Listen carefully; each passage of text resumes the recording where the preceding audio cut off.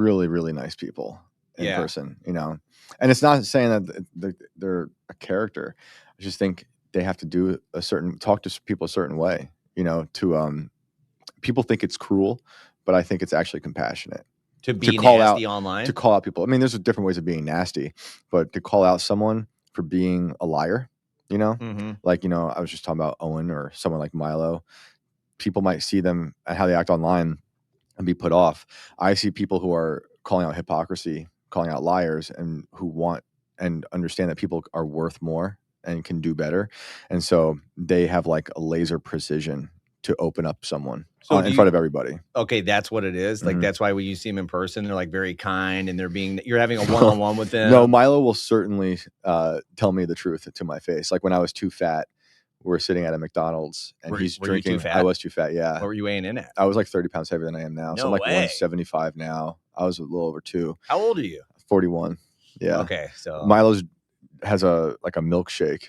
And he takes my glasses and puts on the milkshake. He goes, "This is what you look like." That's a good friend. I was like, you know what? I feel like that. So you're right. He can fat shame me. So he'll do it in person. It's not just like a thing he does online. I don't know Owen that well enough, like in person, but I know he would. You know, and I appreciate that about these people. It's like my family would do that. My good friends would do that. So when I see people doing that, I appreciate it. Yeah. And I see him do it online, even if it's someone I know who's a friend. The and dude Owen hung out. He was here for Bro Grove. Yep. He hung out. Everybody, you know, the shows were done. He hung out and did like the funniest comedy skit that I would guess people would pay tons of money to watch for 4 people here that just stayed after hours. Love that. They're complete nobodies. Yep. Like, because Owen cares about just a laugh. Yeah. You know, the laugh is a currency. And if you can get just one person to laugh, that's the best. Like I remember just getting my mom or dad to laugh when I was a kid.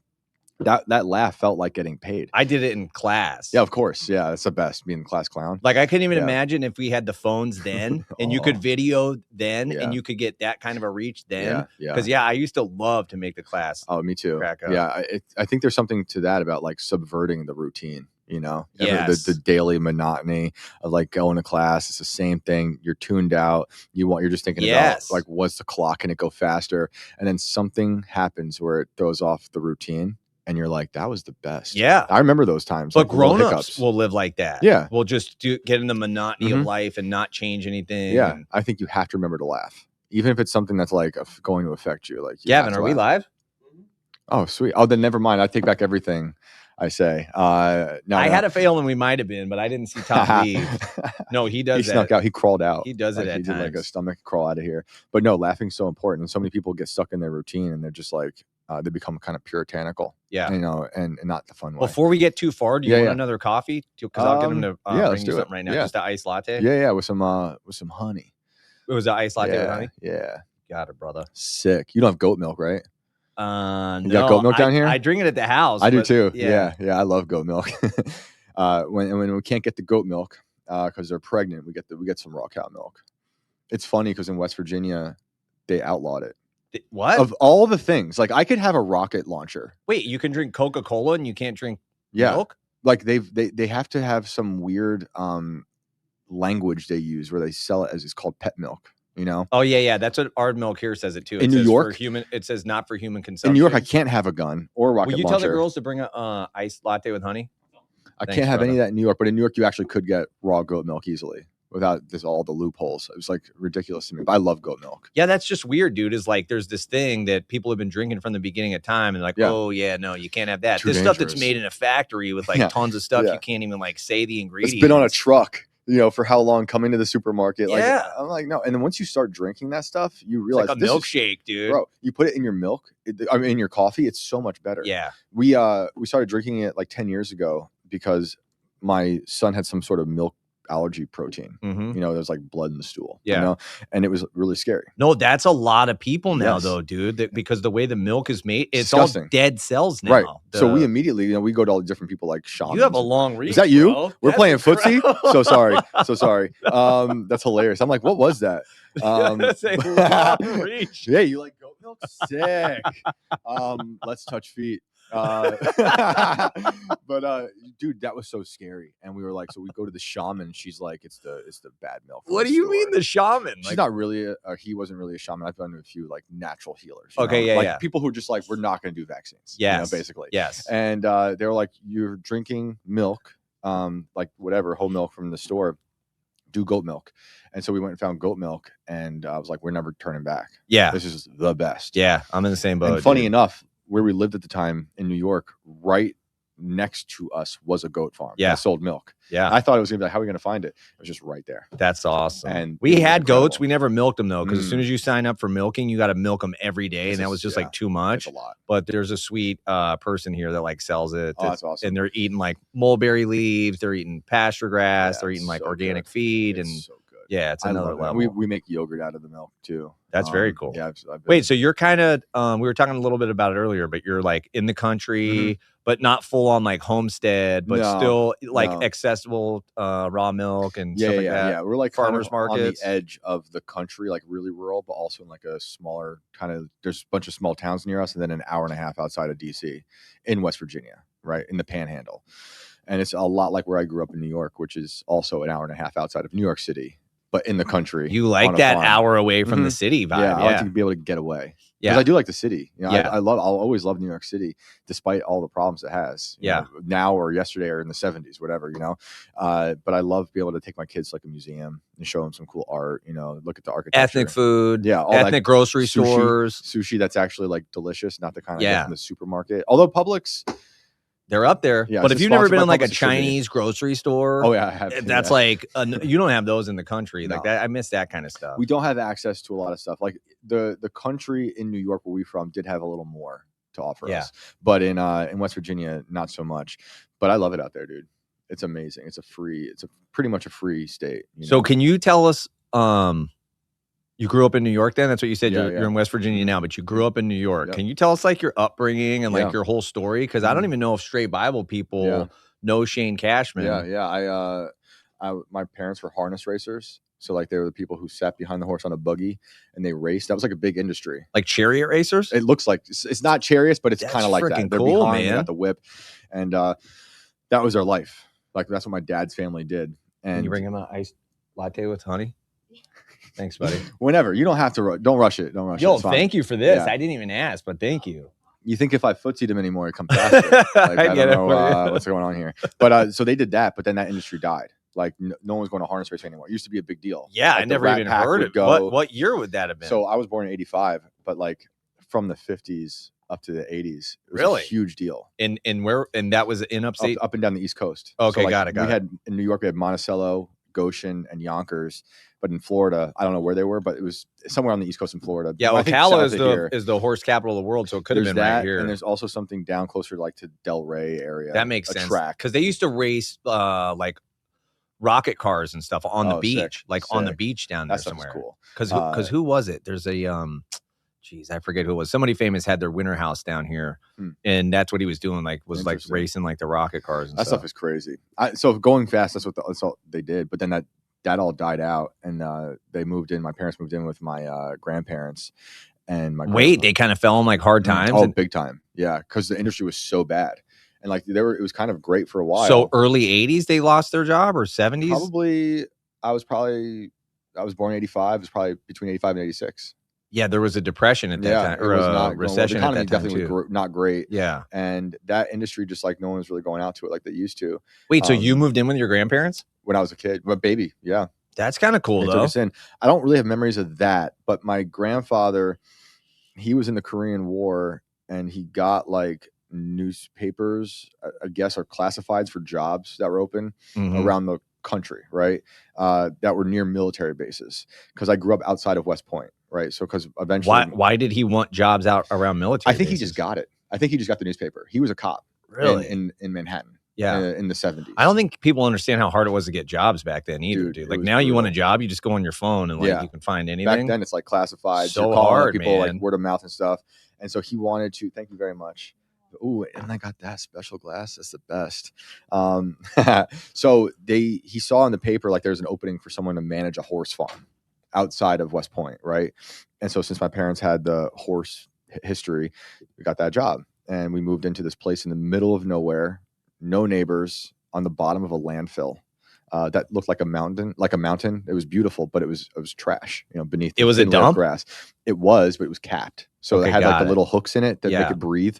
But it was green. It was beautiful. But when it rained, red ooze did come out. No way. Perhaps is why my forehead is shaped this way. My sister has an upside down tooth that came in.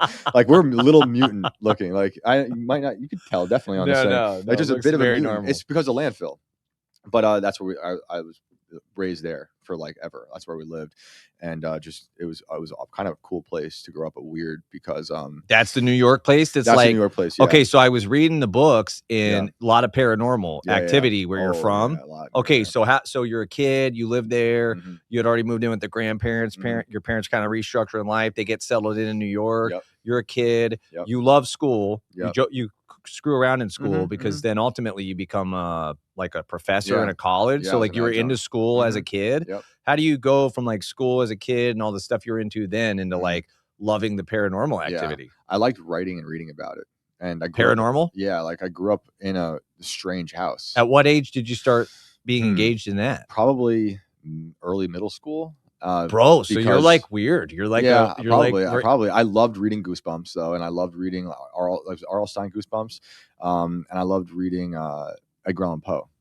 Edgar Allan Poe went to school in that area for a little bit, so he's kind of like a mythological figure in the area, like his ghost. I don't really believe in that, but like it felt like there was a presence. You don't really, but maybe kind of. Like there's demons and stuff. Yeah, like my idea of a ghost has definitely changed since becoming a Christian. And like I have a different attitude towards that. But growing up, I did think there was something else going on. And even though I was an atheist for a long time. You thought something was in the unseen. There's something happening. Yeah, sure. It wasn't just the material world. It just seemed logical. I experienced weird stuff.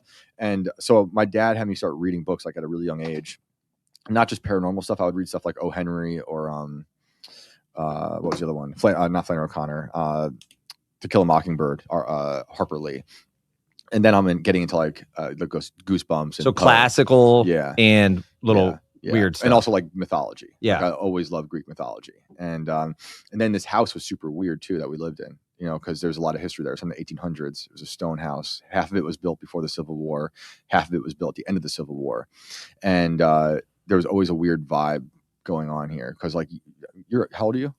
45. So you remember like Magnavox TVs. Right, like remember those big TVs? Nobody needs to whiz, and when you leave it on like that one channel, black and white, it's just static. And it had that weird fuzzy ring hum to it. Yeah, I was a remote control as a kid. Like exactly. Like, can you go up there? And, exactly. That sound was like the house had that sound. No, like there was a weird, like even the TV. There was a weird hum in your house. Not always, but sometimes, and like especially at night. Maybe it was in my head, but like we all kind of dealt with it. And my parents, my dad, growing up. They aren't very religious. Hopefully that changes. I do. You got to live the life, dude. You live the life, and then the parents see it. They go, man, there's something to this. But they did it. They did a pretty good job. Like I did. I was debaucherous, but my dad would always be like, the ghosts here are good. They're not going to mess with us. And he always like made this. Wait, so he was like, they're here, but they're good. Yeah. Wow, that's wild. Because dude, West Point is 2 miles away. No, because most parents would just be like, bro, Shane, there's no ghosts. No, but he was like, there's ghosts, but they're good. And it was totally like they're like blue collar. They're not, like, they're fine. They vote Republican. They work hard. Yeah. They're centrist, some of them, but like then there was rumors in our town that a boy had died in our house. And oh, no way. So like it could totally happen, but you guys would have no clue. So and then you caught wind of it. And then it turned into like this thing, like maybe that was real. We always heard his name was Jimmy. And so that kind of became like my brother. Like I only have 2 little sisters, but there was like this like ghost brother. This is very weird. Yeah, it was. I like this ghost brother thing happening in the house. Like even my parents would be like, Jimmy's gonna go on vacation with us. It was a joke, but we heard this rumor that this boy died. Yeah. So like 4 or 5 years ago, I wanted to figure out if it was real because we'd heard so many different stories. Just 4 or 5 years ago? Yeah. Just 4 or 5 years ago. And this house is super weird, right? They said it was part of the Underground Railroad. I have no idea if that's true or not. Man. But there's a room in the house that no one could get to. For all the years, the 3 decades we lived there, it was on the other side of the attic. So Rosa Parks was potentially in that room. Yeah, she rode the bus to that house. That's crazy, man. That's a whole other story. I lassoed the chimney once to climb up and look in the window of the house, in the room that no one could get in. It was very strange, weird. That's like awesome. trap door to get into it, but it was covered by all this like, I think, asbestos or something. Yeah. So you couldn't get to it. Anyway, I wanted to figure out if Jimmy was real. So I found like the yearbook of when he might have been, the time frame. I had to go to the library and look through. You're like a legit journalist too? Sometimes. Depends who you ask. I think journalists, that's like that's hate speech actually, that you use that against me. Yeah. No, I'm not saying like whatever it is now isn't really journalism, but there is such a thing as true journalism. Yeah, real journalism. Yeah, finding out information. Right. Yeah. And all those things started clicking in. Yeah, because what do they call it now? It's just like it was like whatever they call them, like just political. It's not really journalism. Yeah. There are some real journalists out there, but activists. I did, political activists, right? And I actually love journalism, all types of journalism. It's not just one. So you did like legit journalism to find out Jimmy's real or not? I went to the library, and I'd done a lot of this kind of writing before, so like I knew like I could go down certain routes to find actual evidence. Right? Yeah. So like the town historian, always a great. If you're looking for history, find your town historian. She's got everything. It's typically like some wait. So every town has a town historian? Yeah, they should. And you go talk to them and you say, "Hey, I want to know the story of my town." I've been to many. Yeah. No way, man. They have like files and they'll like go find everything. And that's pictures. At like City Hall in every. Could be typically. Yeah, mine was. But you can just call and be like, "Hey, I want to find the town historian and get to the bottom of like what happened in my town." On the website, you'll find the town historian. No way. It's such a great thing because like a lot of the stuff they have is pre-internet. You know what's weird is just listening to you a little bit. You're talking to the dude John Pounders, and like we're all doing our thing and stuff. And you're talking about like, I just wish I would have asked my grandparents more stuff. But you did ask your grandparents a lot of stuff. Like you're doing this journalism and finding out information of stuff that's like accessible to all of us. It's like right under our nose, right? There. Yeah, it's right there. And like you can find some of this on the internet because some people will find it in books that have been written about it. But the one I was dealing with, this lady had access to just a whole history. So I went to her first, and then she put me on to like when she heard about it, when it could have happened. That narrowed it down to 1979. That narrowed it down after that to the Super Bowl Sunday. And I was getting closer and closer. Couldn't find an article about it though, because allegedly what I was learning about was there was a shooting, and that's how he died in the house. And this you were in the hood, or it was like in the country. So I eventually found microfilm in the library, which happened to be right across the street from the historian. And so you like go blind looking at this stuff. Like you put it in the machine, you're flipping the thing. It's like you have to look really closely and flip through it's been basically old newspapers that have been uploaded as microfilm. And I'm cranking through. I'm still thinking like, okay, people know Jimmy might have existed. I'm trying to find him in yearbooks. I haven't found that yet, but I do.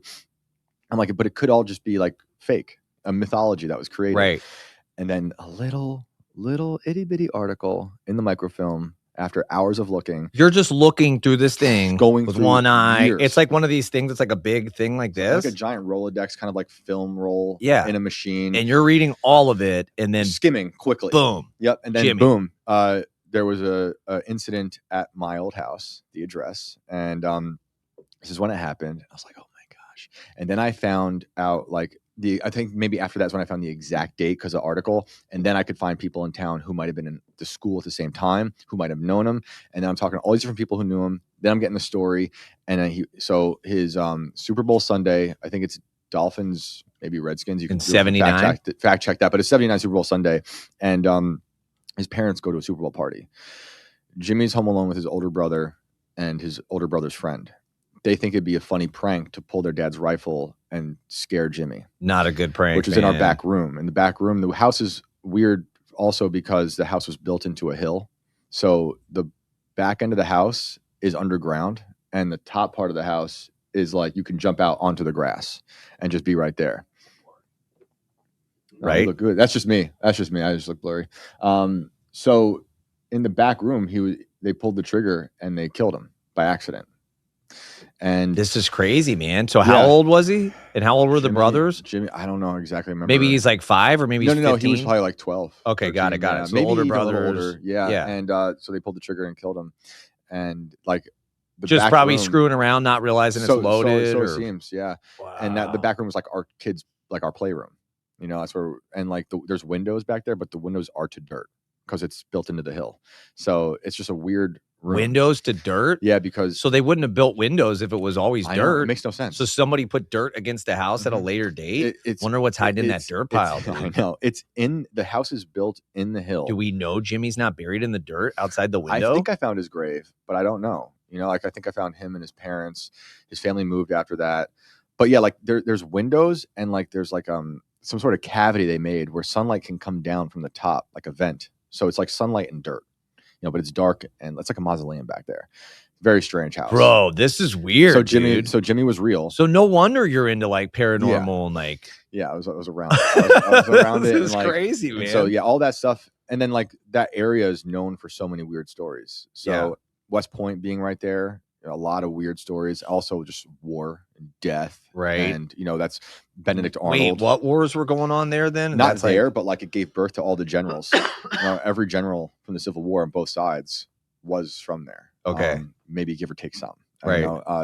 And Robert E. Lee, like Sherman was there. Jefferson Davis was there. Yeah. There's all these guys. Only like Lincoln is like the one guy, big guy from the Civil War who was not at West Point. It's interesting. So there's that. Story.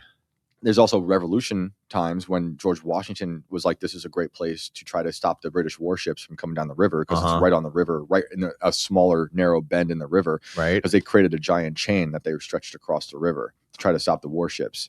They never came. But Benedict Arnold, sold out. They never came, British. So they never had to stop them, but they had it set up. But they had the chain, and it was a big deal. It's an engineering maybe school. the spies came and saw it, and they were like, we better not go that route. Benedict Arnold was like, I'm selling this place to the British. He was like, I hate America right now. Sure. My wife is a loyalist, and so all that stuff. So there's all those stories, weird ghost stories, war stories, and then just like north of us is a place called Pine Bush that is known for a lot of like UFO stuff. Yeah, and Hudson Valley. That's also. What's in the book is a lot of stuff from that area. Yeah, like the guy who like in that book, there's a guy I talked to who that's the first Inverted World Volume 1 and Volume 2 both crazy. Have like a lot of stuff on paranormal specifically from your area, right? The first one, from my area. The second one in Georgia, in a town called Washington, Georgia. But okay, we'll get to that in a minute because I don't want to go off the rails. It's a lot of stuff in my area, and so like I grew up on the river. And then across from me is a town called Peekskill, which is also where like the guy who wrote Wizard of Oz was at, and he based a yellow brick road on a yellow brick road from that area. Really? And there's a castle there that they say inspired. Yeah, he was like really helping out for us to see through the wizards, dude. Like, that's solid seriously, that he made that. I think that movie is a great metaphor for what we got going on. Some silly little man. Have you read How to Slay a Wizard, Owen Benjamin? No, I have it. Bro, it does a deep dive on the whole Wizard of Oz thing. Yeah. It's like it's in there? That's awesome. Yeah, it lays out that makes sense. So many things. It's like, that's like there's like this is the blueprint for the wizard system. It's Wizard of Oz. Owen has broken down the simulation, the spell that he would say, the wizards have put on us. Well, no, it is a spell. It's just we don't think that because we have like this. We're in such a materialistic society that we're like, oh no, all this unseen stuff, supernatural, none of that's real. We just have money and things and stuff.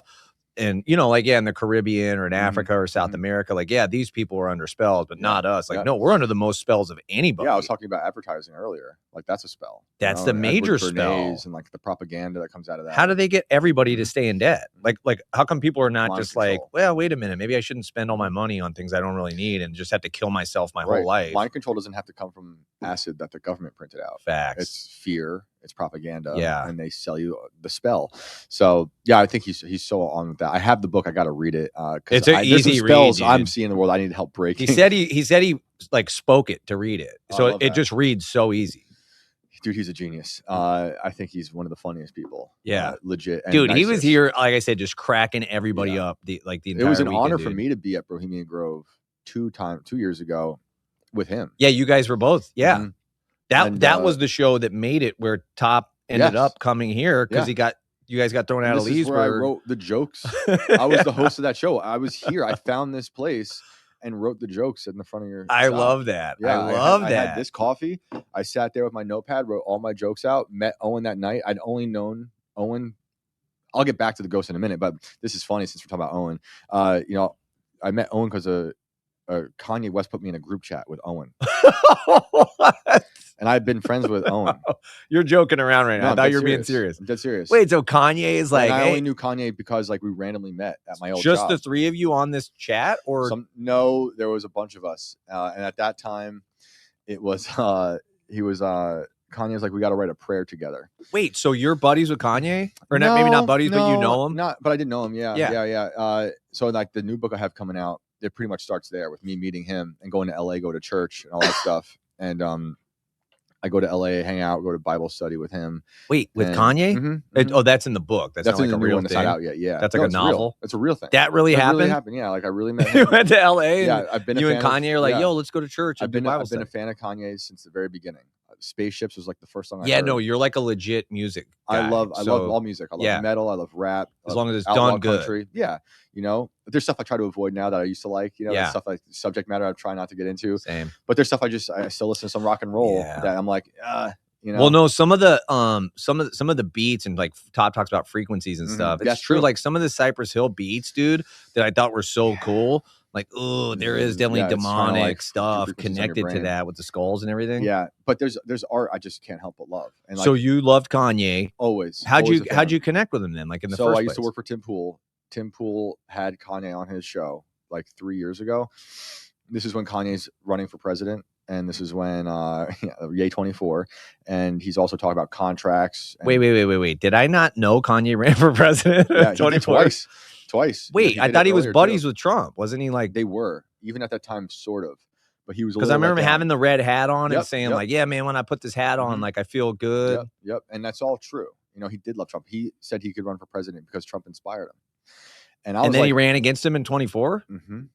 Never really officially. Okay, got it. But it was. But you can get a lot of money if you run for president. Yeah, I don't even know if he even got that far. I heard that's why people run for president, knowing they're not going to win. Prison, Yeah, it's not a bad move. And some of it's just performance art. But like me, I'm running for South Carolina senator right now. You could win, dude. I think I saw you on the tractor saying that. That was me. Yeah.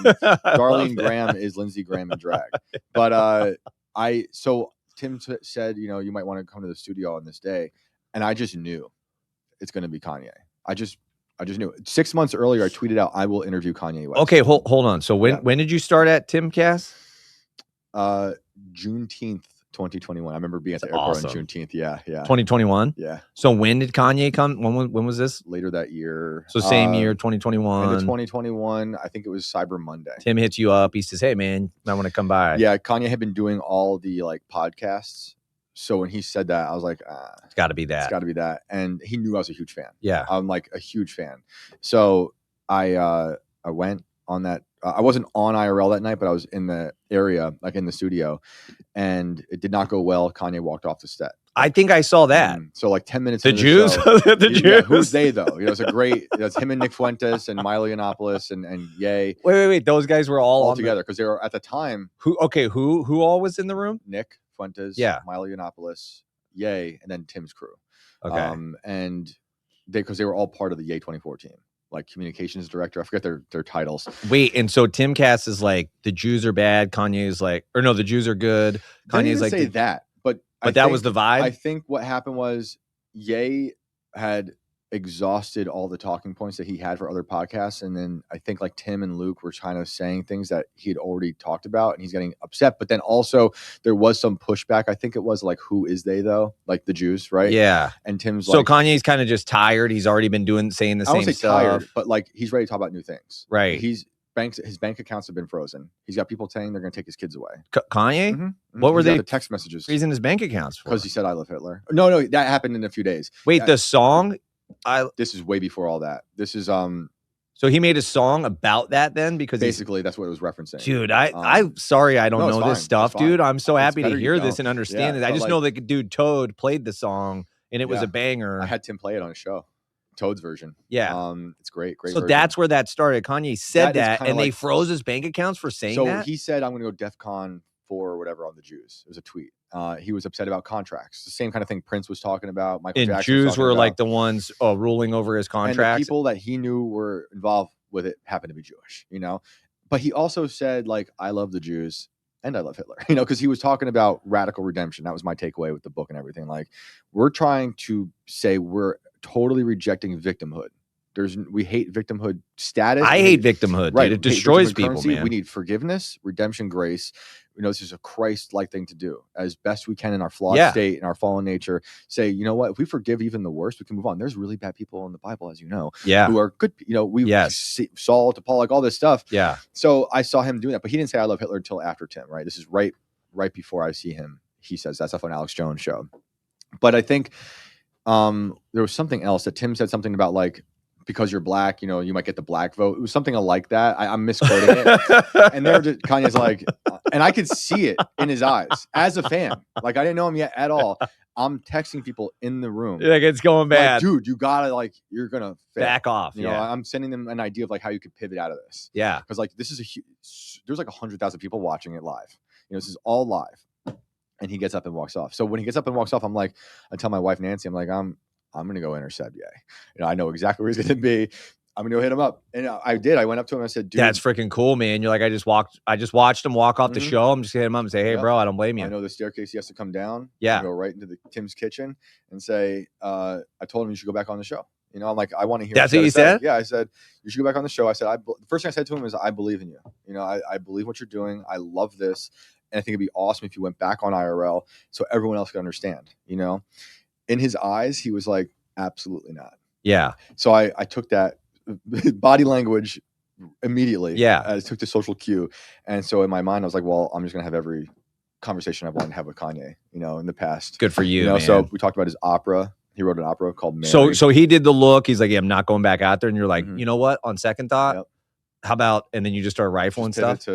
I pivot right to the opera. You guys are just vibing in the staircase? Yeah. We're in the kitchen now. And Milo and Nick are still on the show. They are about to walk off as well in about 5 or 10 They're minutes. mad too? Not even mad. They're just like, we should go check on Ye. Okay, got it. And so they all walk off. And but in that time, maybe 10 or 15 minutes, me and Ye are talking about a lot of different things quickly. And we're just an instant like energy. Buddies. And same age as Kanye? Like, no, he's older than me. He's 50s. Kanye's 50s? Mm-hmm. Yeah, maybe late 50s. I didn't realize exactly that, dude. But he's definitely older than me. I think I could be wrong. Well, I just remember him getting signed to like Rockefeller. That's like about when I remember Kanye, and then I just kind of fell out after that. Yep. But I felt like he was about our same age. Man. He was really young then. Yeah. But and he had a car crash and his jaw got like, I remember all that. Through the wire. Yeah, it's great early Kanye music. So we kind of hit it off. And then he just said to me, like, you should come to LA. I'd never been to LA. No way. You guys are just vibing to the point where he's like, bro, you should come out and visit me. Yeah. I almost got on his plane that night. But they were like, nah, like Milo's a little too weird. Now. I knew Milo a little bit at that point, but they were like, you know, is Milo famous too? Yeah. He's someone who's an author. He was a writer. And do you know Milo, Gavin? No. He's one of the smartest people I know. You know, he's a musician or no. I don't know what you'd call him. He's got a podcast. He's one of the funniest people. He doesn't have a podcast. He was known early on for being controversial, for saying things that everyone says today. Yeah, like Owen. Yeah, I like those guys. Like him and Owen are from the same sort of class of people. Got it. Milo was known as like, he was the gay British guy, right? Who wore like a pearl necklace, but was talking about how like trans is bad and like all this stuff on Bill Maher like 15 years ago. Okay, yeah. So like really on the front lines, like got to start with Breitbart, you know, like actual Breitbart back in the day, writing all these crazy articles. I've always been a fan of his. Now his thing is that he's ex-gay and working on conversion. And I actually think he's like serious. Like as funny as he is. Wait, you think he's like, I think he really does not want to act on that urge. Okay, so we have that same story here. I heard it in this library actually a few years back. There was a dude that was in the Pulse nightclub shooting and came here and spoke. They brought him in and they were like, hey Matt, there's some groups that have like speakers here and events. And they said he's the speaker today. And I think the chick like saw the terror in my eyes. That like this is a Christian group, and I'm like, yeah, I know, like all these groups are getting like wild and stuff. Yeah. And I was not terror, but I was just kind of looking at him, and she goes, the chick just says out loud, she goes, oh no, he's not a practicing homosexual anymore. That's what she said. Yeah, that's what Milo's been all about. I think it's great. He told the story in here of exactly that like he was in the Pulse nightclub shooting. It brought him, it like shocked him back into reality. Whoa. He knew that he was living in sin, even though he was born that way. And all the boomers in here scoffed at him and said, no, you're not born that way. And he said, whoa. You guys don't know. You guys don't know what this is like. Like, you don't get to pick the sins that Satan plagues you with. Like, I do know what it's like. Yeah. I was born this way. As far back as I can remember, I was attracted to boys. Right. I know it's wrong, and I've repented of it, and I don't live that lifestyle anymore. Yeah. And from what I understand, there's like a movement of that now. Yeah. So the whole ex-gay thing is him. He's got a book coming out about it. No way. So I've been a fan of his for a long time. I didn't know Nick that well. Fuentes? Yeah, like at the time. What's your take with this guy? He's always been nice to me. Yeah. You know, I think I disagree with him on a lot of stuff now. I always thought he was smart. You know, him and Milo had a huge falling out. Like they all kind of falling out. But they're all just like extreme energy personalities. Sure. So I never knew him that well, but I was with him more in LA with Kanye than Milo had been out of the group. Wait, so you guys are just in LA and it's like you and Nick Fuentes and Kanye just like hanging out, like doing stuff, like what, going to the beach and the gym and going skating and stuff, or Bible study. The first day was his headquarters, and it was just me, Nick. The Kanye headquarters? Like the Yeezy headquarters. It's called that? Yeah, he's working on his clothing brand. He's working on architecture. Yeah. Wait, is he an architect? He has buildings he's been working on. What? That he drew the plans? Mm-hmm. He's got, and I'm looking at all the blueprints, like serious stuff. And like, it's not like just ideas. He's like got the things, talking about art, talking about what's been going on.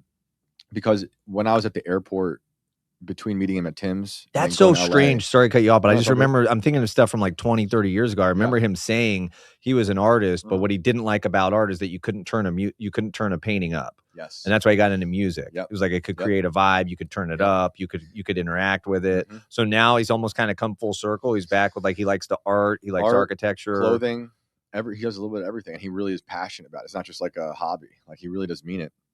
So, but before I'm in LA, and when I get like the go ahead from Kanye and everybody to come out to LA, I'm in the airport and I'm watching him on Alex Jones now. He's on Alex Jones. He's got the mask on. You might have seen him in the black mask. There's images of him with a fly swatter. And I don't think I remember there's a bottle of Yoo-hoo and a fly swatter. He says he's Benjamin Net. It's a net for like fish. It's Benjamin Net and Yoo-hoo, It's a hilarious dad joke. Like hilarious. But I think one of the greatest moments in all of like broadcast history. He says, I love Hitler that day. Alex Jones is like, what? He doesn't even, Wait, so Alex Jones didn't even know what to do with it? He had no idea what was going on. And Gay would later say to me, like, Alex Jones. Yeah. And he really was. He took it to another level. And I thought it was amazing. You know Alex Jones too? A bit, yeah. Yeah, he's in the book as well. He's pretty cool. I really like him. Yeah, like there's like he's just an OG. It seems dude, like I've been a fan of him for so long. Yeah, like, there's a movie called Waking Life that I saw in high school, and he's in it. I feel like I remember watching like a VHS of him when he snuck into Bohemian Grove. Yeah, that's OG. And I was like, whoa, what? This guy's crazy. But even then I remember back then thinking like, maybe this is real, dude. Yeah. Oh, for sure. Like, even if you don't agree with everything he says, or if you don't like Kanye, like I appreciate about them that they're willing to just go to the front lines. Right. Say the thing that you are told you shouldn't be saying or even thinking, right? And they take all those arrows. I think that's crucial, right? So Alex has always done that. What do you mean to kind of pave a way for people to come behind them and say, okay, it's safe to at least go to this level now? Well, look at talking about Israel and Netanyahu. Everyone told Kanye he was a psychopath.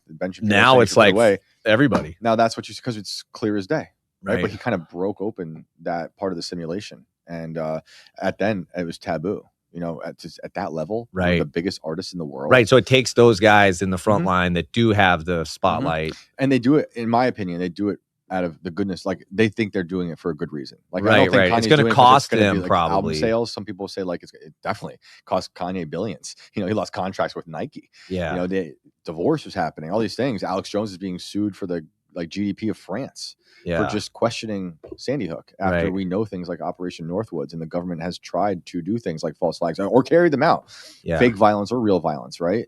So I think it's totally legitimate to have those questions and to say those things. And I appreciate those people. But yeah, he said all that. So when I went to LA, like he had already now blown up. It felt like a grenade on the zeitgeist. And I was like, I don't even know if I'm going to see this guy because he seemed like he had to hide from society because they were so. I had people hit me up being like, don't even go there. You're going to ruin your career. I was like, to associate with him. I was like, all right, I'd rather ruin my career. Like, I'd rather do this story and write it how I want to write it because everyone is totally getting this wrong right now. Everyone thinks he's a madman and he's just doing this for like clicks. I'm like, there's something deeper to this, And also, I make it clear, like, as a fan, maybe I'm just like a Stockholm syndrome. So you were specifically going there, and he knew you were coming to do journalism. Okay, got it. Yeah, I was trying. That's wild. So 15 minutes in the kitchen, and he's like, "Yeah, dude, you seem like a dude I could trust." Turned into like 2 full days in LA, and then like a month of like every day talking on the phone. Yeah, that's cool, man. About prayer, which brings me back to Owen. Like after I go back home, he's putting us in group chats to write about prayer. And it's funny with prayer is like a year prior to this, I really wanted to pray. I felt like I needed to. The first time I ever prayed was just 10 years ago for the first time, when my son was born and he was put in the NICU. And I was like, I felt helpless. And after I felt like a fraud trying to pray. It just seemed like, after all this mocking I've done, all these things, I just felt compelled. No way. They say that's like the common thing though, dude. Yeah. And I felt it. And it it was in Manhattan at the time, and my wife, she's always Christian, and I knew. And you were mocking Christianity, but your wife, not at that point, but yeah, even like 5 or 10 years earlier, I had jokes about it, and like not taking it seriously. But when that happened with my son, I'm like, there's only 2 people allowed in the NICU with the kid. And so my mom would come want to be with, my wife and the baby, and he didn't really have anything wrong. In retrospect, he probably didn't have to be in there. He wasn't a preemie. They said he had jaundice. It was a whole thing, whatever. But you were like, I feel helpless. I can't do anything. I didn't know All any I better. can do is pray. We do home births now. I didn't know any better. Then 10 years ago, I was like, I guess if they say he needs a NICU. So when my mom or her mom came, I would leave and I'd just go to churches. I'd walk to every church I could possibly find in Manhattan and just talking to pastors, whatever, all types of people, all denominations. I didn't really, at the time, wasn't thinking about theology or denominations. I was just like, it's a church, I'm going. Yeah. So that like opened me up to it and really thinking about it. And then like over the course of the next 6 or 7 years, I'm like I'm being stubborn, but I'm trying to get there. Like it just felt wrong to me. I felt like I didn't deserve it. Felt like I shouldn't do it. I've been making fun of it.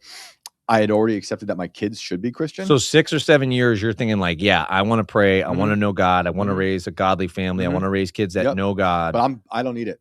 I'm like, I don't need it. I'm better. That's silly. Yeah. That's a funny thing too, is especially in the South, is where people are like, I want my kids to be raised in a church, but like, I don't believe it. Yeah. And that's how I was feeling. And I was going to put on I was like performative for them, I'll go to church, Yeah. Because I knew like, I wasn't at the time considering a fallen world, but I was getting to that idea of like, this is evil. There's so much evil. These kids need a foundation. Christianity already at that point is like the only answer to this evil. Right. And it's the only like blueprint through human suffering to eternal life. Right. Yeah. But the reason it's the only blueprint is because it's reality. It's reality. Like that's what we talk about. Legit. Is like the Bible is not a story about the religion of Christianity 100%. Or any other religion. It's the story of reality. It's the story of reality. Like it's specifically like, here's the story of life. And that's why, like you're saying, there's guys in the Bible that you see that are bad, right? It's like, it's the story of reality. Yeah, dude. That's why talking about journalism, I always say my favorite journalism is the Gospels, Yeah. All of it, Moses is a journalist, basically. Like they're getting like direct, obviously it's God, giving the word to them, but that's journalism. It's literally journalism in the Gospels. They're going around talking to eyewitnesses. It's what I'm telling you. Luke specifically did that. Like Luke says, like I wasn't there, but I went and got firsthand accounts. Right. Yeah. Wasn't Luke a doctor? So like, that's when I'm thinking about good journalism now. I'm thinking about those guys, right? I think about going out, talking to eyewitnesses, getting the accounts, and it's like you can't deny this. Yeah. So I'm going to Bible study with Ye, and okay, so it's been 6 or 7 years that your son was in the NICU. Everything works out. But you started to pray 6, 7 years later. Now you're in LA with Kanye. And leading up to that for a year, I'm telling everybody I want to pray. Yeah. I don't like it. It's so obviously simple now. Like it's so funny to me thinking back how I felt about it, but it just seemed like there's a hurdle. Like not that I had to say it a certain way. It just didn't. What do you mean? You felt like a hypocrite to like stand before God? Part of it, yeah. Like I can see that. All these things I've done, and like how I could mock it all, and now here I am, like begging for mercy. Yeah, but I feel like he loves that. I feel like he's always like, dude, this is all I was waiting for. Been here waiting. Yeah, mock me all you want. Probably knew I'd get to that point already. Yeah, not probably. Obviously, obviously knew. So I get there, but for that year up into Ye, I'm talking about I want to pray, and then I'm going to Bible study with him. And he's taking it super serious because at the time he's Christian. I don't know where he's at now, but at the time we are very seriously talking about Christianity. That's like 2021, you're saying, or 2021 into 2022. Okay. Yeah, but he'd already been on that path for a few years. He had a choir album that's amazing. I feel like there was a song. Yeah. What was that song? God is. Selah is on it. Jesus Walks, I think, is the one I remember. That's early on Kanye. But that's only stuff Jesus I and know. Him has always been like important, even though obviously he's had the rapper lifestyle. Jesus was in there, like even putting out Jesus Walks was controversial at the beginning because how dare you have like a pop song referencing Jesus? He was told this will never play in the clubs, and then look at what it became. Huge. Yeah. Kind of like how the Beach Boys had God Only Knows. They were told this, you can't have God. Right. The title, that's my favorite song. Well, it's very weird. That's very telling because it's saying like, hey, here's real life, and then here's this thing you do one day a week. Right. Like you can't mix that. Right. Like surely this can't be your real life. Right. Well, then you read the Bible, you're like, oh no, this is everybody's real life. Yeah. Like this is their whole life. Right. It's not one day a week. I feel bad when Christ is not on my mind. Right. Amen. Yeah. And you're like, oh man, like I feel bad now. But that's really what idols are, dude, is these things that come before our thoughts other than God. Like, what is the thing you think about the most? That is your God. These like pressing things in the material world that they put in place to lock you out of, divinity. But so leading up to that Bible study, I'm going to church with him. And at the time, I'm like, this is good. Like, wait. So you guys end up at a Bible study. Like, how's it going? It's 10 people around a table. Is it like it's the pastor's brother running the Bible study, and everybody's just kind of sitting in there, and you can jump in whenever? Ye's here. We both have our Bibles. We're reading James. And James was what you guys are in. Yep. He has just said, "I love Hitler" 3 days ago. No one's talking about it in the church, but like literally everybody in the world is talking about it. But we're just chilling, and he is seriously taking. He has questions. I'm like, this is great. Like, so Kanye's asking, and the pastor's like, yeah, man, good question. He's like, this is the answer. Yep. No one talks about anything. Like, obviously, there's a huge controversy outside. Yeah, but amen. Like, who cares? Exactly. Like, I loved it. Like, we're doing Bible study. He's wearing a shirt with his mom's face on it, because she's passed away. And we go to church, and they did communion. So you're talking about like the Sunday Protestant show, church, like but they did communion. Yeah. And they do communion at so-called Protestant church, for sure. But like, there's a difference in how they see it. Like there's a symbolic view. Actually, people think they're doing symbolic is a little too strong of a word. It's like in remembrance, right? And by faith, like we do. It's like I don't even want to say we. It's like so-called Protestant, I guess. Yeah. As far as I understand, for most, I'll just say how I understand it. By faith, I'm receiving the body and blood of Christ. Like by faith, I'm doing that. Right. I don't think that it actually is his body and blood sacrificed again, because it's transfiguration, whatever they call it. Yeah, like they actually transmutation, maybe. Something like that. They believe it's trans something. They believe it's trans something. I'm just telling you something. They believe it's actually right. Which I don't think that, because it says he's been crucified once. It's not, and they think it's a re-crucifixion. Yeah, they think it's a sacrifice every time. Yeah, that's in like one of the councils. Yeah, but by faith, and when we're talking about like consuming the body and blood of Christ, which, dude, this was another crazy thing that happened at Bro Grove. Yeah, was Heather Lynn and Owen did a thing on I can't wait to see that. Cannibalism. Yeah, and so I think it was Owen made the point that like, no, this was why it was like revolutionary that Jesus said, do this, eat the bread and drink the wine. Don't actually consume. Don't actually be a cannibal. Right. You partake of me. He was saying this way. This is how you partake of me. And the bigger thing is like any food or any drink, it goes in your body. It becomes part of you. Like if that milk has calcium in it, it goes in your bones. It's part of you now. It's part of you. And that's what Jesus is saying. He's like, do this in memory of me. Like this will make it real. This will become part of you. This will become part of who you're not. It's not going to be your doctrine. It's not going to be your theology. It's not going to be this external thing that you know. It's going to actually become part of you. That's where I'm at. I'm that's totally awesome. But at the time, I wasn't thinking that. I didn't know any better. But you were just in a Protestant church. Yeah, and you're like, small let's get church. But I didn't do it because I didn't. It was small. I like that. At the time, I did not feel like I smart, was there. Very smart, because the Corinthian passage where it says, "Be careful. Some of you are sick and dead, taking the body and blood of our Lord unworthily." My wife told me years earlier. She did say that. I was at church with her. They should be saying that every time they offer communion in a church, dude. Yes, I agree. So I didn't do it. And I felt like I was going to... Dude, you're just well-read on a lot of stuff, man. Sort of. I'm retarded. I wouldn't say that, It's a good act. But like, I didn't do it. I still have it.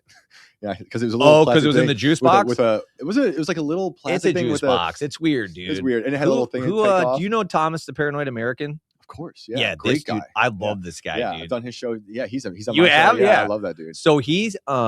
we do a lot of back and forth on the Bible and on God, but this last thing that he came on, he read Dave Hunt's A Woman Rides the Beast. Okay. And we talked about that, and he brought up how like, it's corny that you go in like a so-called Protestant church and it's a juice box and it just feels like you're going through a drive-through. Now, my church doesn't do that. We have like little like nice looking glasses. Yeah, it just feels weird. It feels like you're going through a drive-through and ordering like a Chick-fil-A No. 6 meal. It's just weird. And while that's happening, then Ye gets on the phone with like Elon screaming because Elon just said he was going to punch him in the face on Twitter for saying the I love Hitler thing. So like now Ye's in the hallway. Wait, so Elon didn't like it that he said that? Was furious. Oh, really?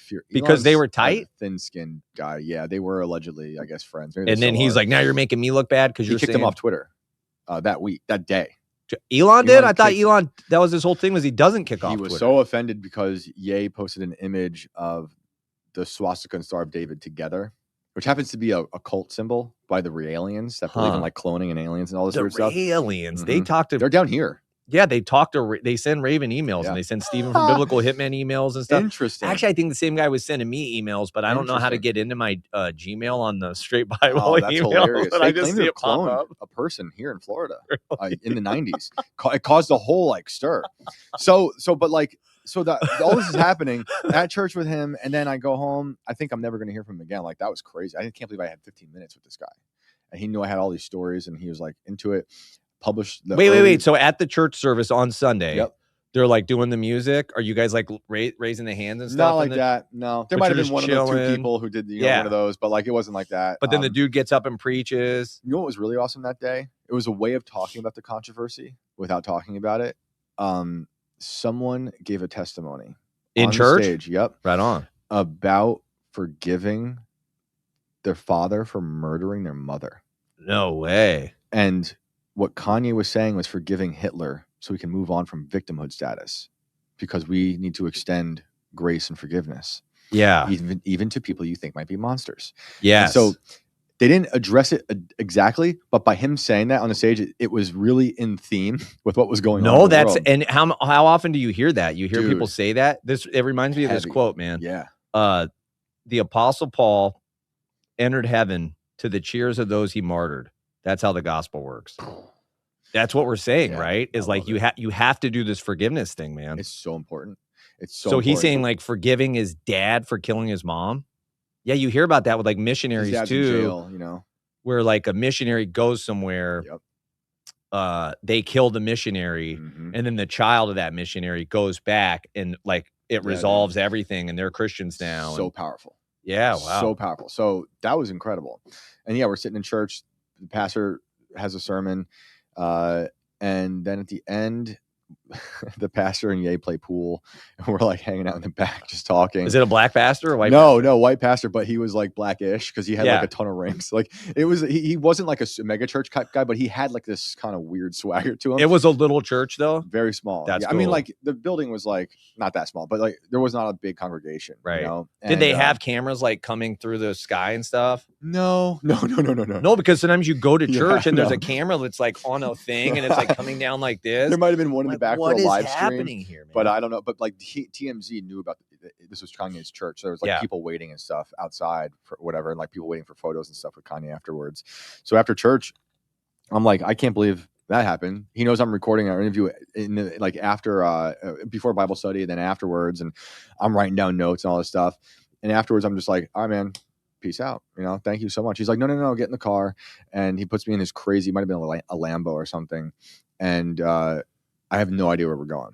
His friend is driving. Wait, so you thought like the weekend was up? No, like, hey, I got all my stuff. Thank you so much. Yeah. See you soon, I'm like, man. I don't want to wait. I don't want to like take more than what it was. I can't believe I had that much. And church was awesome.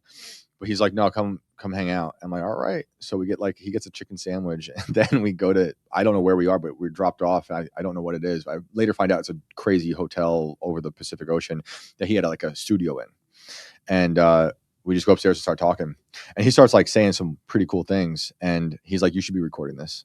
I'm like, all right. So I'm recording it, and we just talk for another cool, man. hour. It's literally just me and him at a small table next to his little studio looking at the ocean. It's my first time seeing the Pacific Ocean. What do you think? He just like recognized real? You think he just saw you and was like, this guy's just a real dude? I think he knew that I was seeing what he was doing.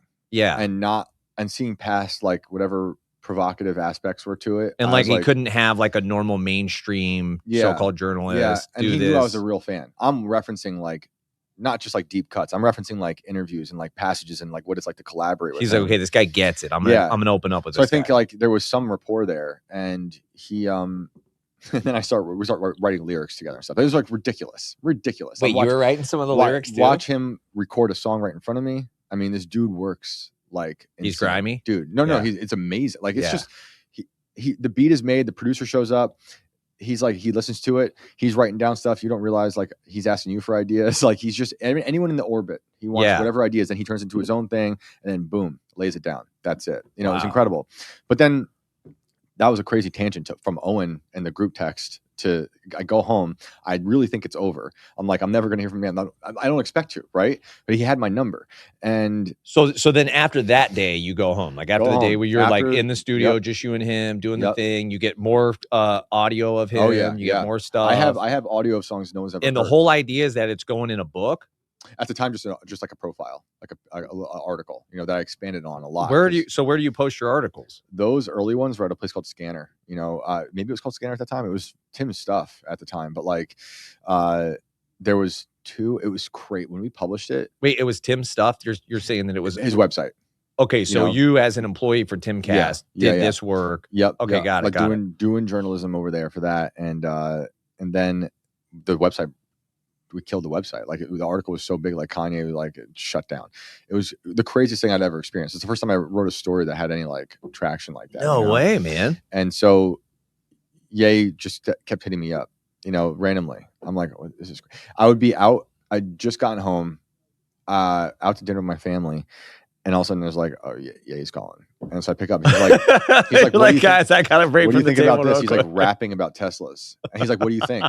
I'm like, I don't know. Didn't Elon say he was going to punch you, man? Yeah. It might have been about that. And then it turned into him being like, it was, I call it like creative boot camp. Kind of like how it was with Tim too. Like you're watching like behind the scenes, how these guys work and like how to make the shows, how to do social media, all these things. Like things I was like very outside of all that stuff. Yeah. And so, it was like podcast boot camp with Tim, with Ye, it was like writing boot camp. And it turned into this thing where he would call me and he would read me ideas or like phrases. And just say, what do you think? And say, now you write everything that comes to mind right now on speakerphone. He'd be with like other people or in a car. And he'd be like, tell me everything that comes to your mind right automatically.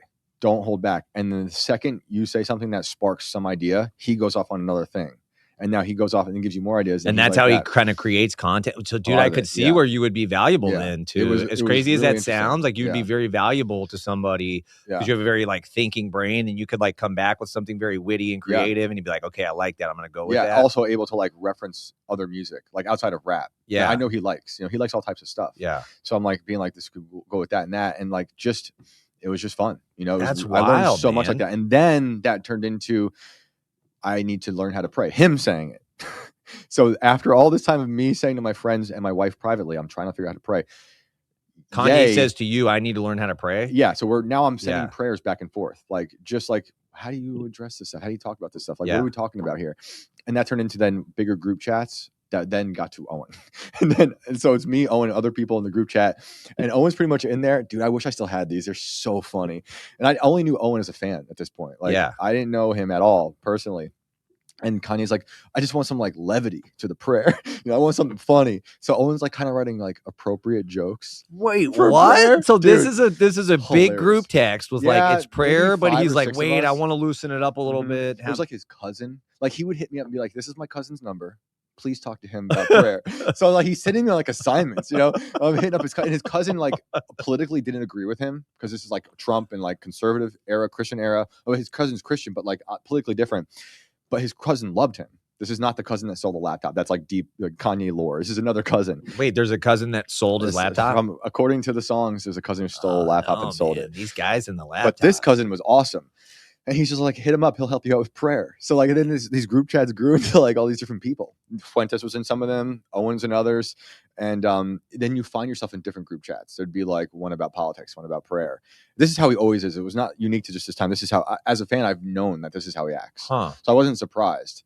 And then he got married. It's just cool because now you're in the chats. Yeah. He got married again? Yeah. He got married. Yeah. To another lady. Who's he married to now? Her name's Bianca. Yeah. I don't really know. I know. So the Kardashian he split up with. They split up like a long time, and they have kids and stuff. A lot, yeah. How many kids? 4 or 5. Really? Yeah. And then so they split, and then he's with Bianca. He got remarried right after I was with him, I think. And I only knew of her because she was an architect and she worked at Yeezy. Oh, that's at cool. some point. And I was kind of not feeling what he was doing because she was naked all the time. What do you mean? Like when you're hanging out in public? I was never with them, but like in public, you'd see pictures and like she's just naked. And like it's just wait. You mean literally naked, or you're just saying like pretty wearing much, skimpy? I mean, pretty much. Yeah, naked. So it went against a lot of stuff that he and him were talking about. Like about fatherhood and stuff. Oh, you think the chick took him off the rails a little bit? I don't know what it was. He's always talked about being addicted to porn. Well, I mean, if you look at this King Solomon thing, like, dude, he's on track. Everything's great. And then he's got too many honeys. And then next thing you know, he's building astro poles to false gods. All that wisdom. Yeah. And no, the females smart. can do that. Dude. And so I don't know. I think she's a really smart person from what I can tell. She directs his music videos. And she's probably not a bad person. I have no idea. It's just the way things go. I can't speak to how she is. I didn't like some of the things I saw from a distance. Yeah. I mean, I stopped talking after all that. Like, for no reason. I did say something publicly that was critical, which I had never done before. But I felt like I felt this way. I had become the Kanye guy because of the story and all that stuff. Really? But so people, I did a lot of shows back then about it. Like, it was a crazy time to just be swept up into that orbit. Yeah, sure. But I did not like what I was seeing. I went and saw a show of his in Miami, and like he had one of his daughters on stage at 3 a.m. Not that that's so bad, but like there was like drugs around and like twerking and stuff. I'm like, so different.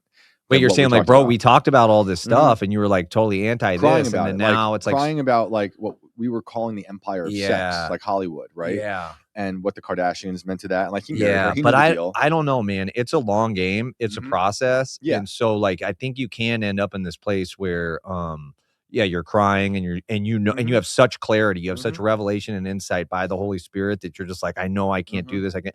And then the busyness of life kind of like takes you away. You do it, and then hopefully you repent again, though. And I was never mad at him. I just felt the need to say this publicly. I tried doing it privately.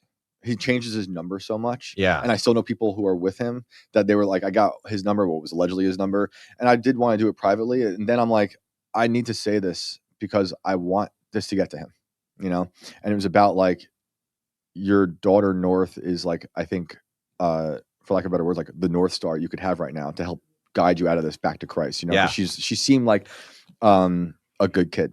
Right. And now she's being put into this world. And the people who were critical of me at that point for saying that were like, well, that's just the world they're in. I'm like, yeah, but that's the whole point. We were trying to smash that. Right. He was trying to get out of those contracts, trying to get out of that world. He got sucked back in. Do Christian music, also making like amazing art that shifts the culture. But now with Christ in that, right? And he fell back into it. You think it happens though. And I get it. I get questioning God. I get all that stuff. I get suffering, how horrible that not everyone's Job. Right. I totally. Well, you know what? I hate to say this, but like it also could have been maybe he saw something shady in that pastor because like a lot of, which I have no clue. I'm not saying that, but sometimes people get into a church or some kind of institution. They see the corruption in that and they're like, I'm out with the whole God thing. It's like, no. The Bible says that institution will be corrupt. If that validates the Bible, that validates God. That's what all those letters are about. The church, we're talking about like, you got to worry about the church. Yeah. It could be. I don't know what it was. Who knows, man? I don't know what it was. But that wouldn't be an uncommon story if it was that. Whatever it was, he kind of backpedaled in my opinion. And I wrote whatever this thing was about it. And I don't know if it got to him or not, but I felt I needed to say it. Because, I was not going to support, he had his little kids in shirts that had like curse words on it. They're kind of sexually explicit. I was like, nah, and it's just weird to me. Yeah, that is weird. People thought he was cloned. I have no idea. Look, I'm into the clone theory. I don't really know. Oh, dude, for sure. What do you mean? Like who's cloned? Wait. You mean like when because the boomers come in and they're like, yeah, Joe Biden, that's not the real Joe Biden. Well, there's lots of Joe Bidens. There is? I think there's at least. Yeah, they're always like some of them are green screen. Who was Trump's first vice president? Pence. Yeah, they're like Pence. Yeah, no, he's already been executed at Guantanamo. Oh, that's some Q stuff. Yeah. Wait, so I know about that. So is that real then? I do believe there's clones. Like, dude, I just told you the aliens thought they cloned someone here in the 90s. No one knows if that's true or not. But where you're saying like somebody that is a public personality, like they take them out or they die and then boom, they just clone them and say, no, there's a lot of theories about that. Like Avril Lavigne, they think they cloned. Joe Biden was weird, dude. Wait. Skater Boy song, Avril Lavigne? The theory is that she died and that they replaced her. With Taylor Swiftie? No, they think she's a clone of because those two are the same person in my mind for the longest time. That's another clone theory. That's really funny that you kind of tapped into that. Well, no, because whenever I would hear those songs, like in my mind, Avril Lavigne and Taylor Swiftie are the same person. They're very similar, yeah. So there's a theory that believes that Avril died and they replaced her, and there's a theory that what is she doing now? Same thing. She's still a singer. Still a singer, yeah, yep. And they think that Taylor Swift is a clone of the daughter of Anton LaVey, the Church of Satan. Bro, what? Wait, and you're saying there's legs to some of these stories? I mean, I'll believe it because everything, I think it's possible. Yeah, I think everything's possible at this point, dude. Like we know that our government is into cloning. All governments do know that. I mean, we had a cloning scare in the 90s because of the re-aliens. What do you mean a cloning scare? People were freaking out that we were cloning people because of the re-aliens here in Florida. Were saying they had a clone, a girl who they named Eve, of course, right? Geez. It's always biblical. They always, all these weird transhumanists and the scientists. Well, they're saying that like Jesus is going to come back as a Palladian. I think it's that group. Yes. But that's why we talked about on the show before that it does matter that Jesus is a Jewish man. Right. Like he's referred to as the Lion of the tribe of Judah. Right. Like he has a very specific identity because if he's not, then he could be a Palladian. Right. We got the lineage for a reason.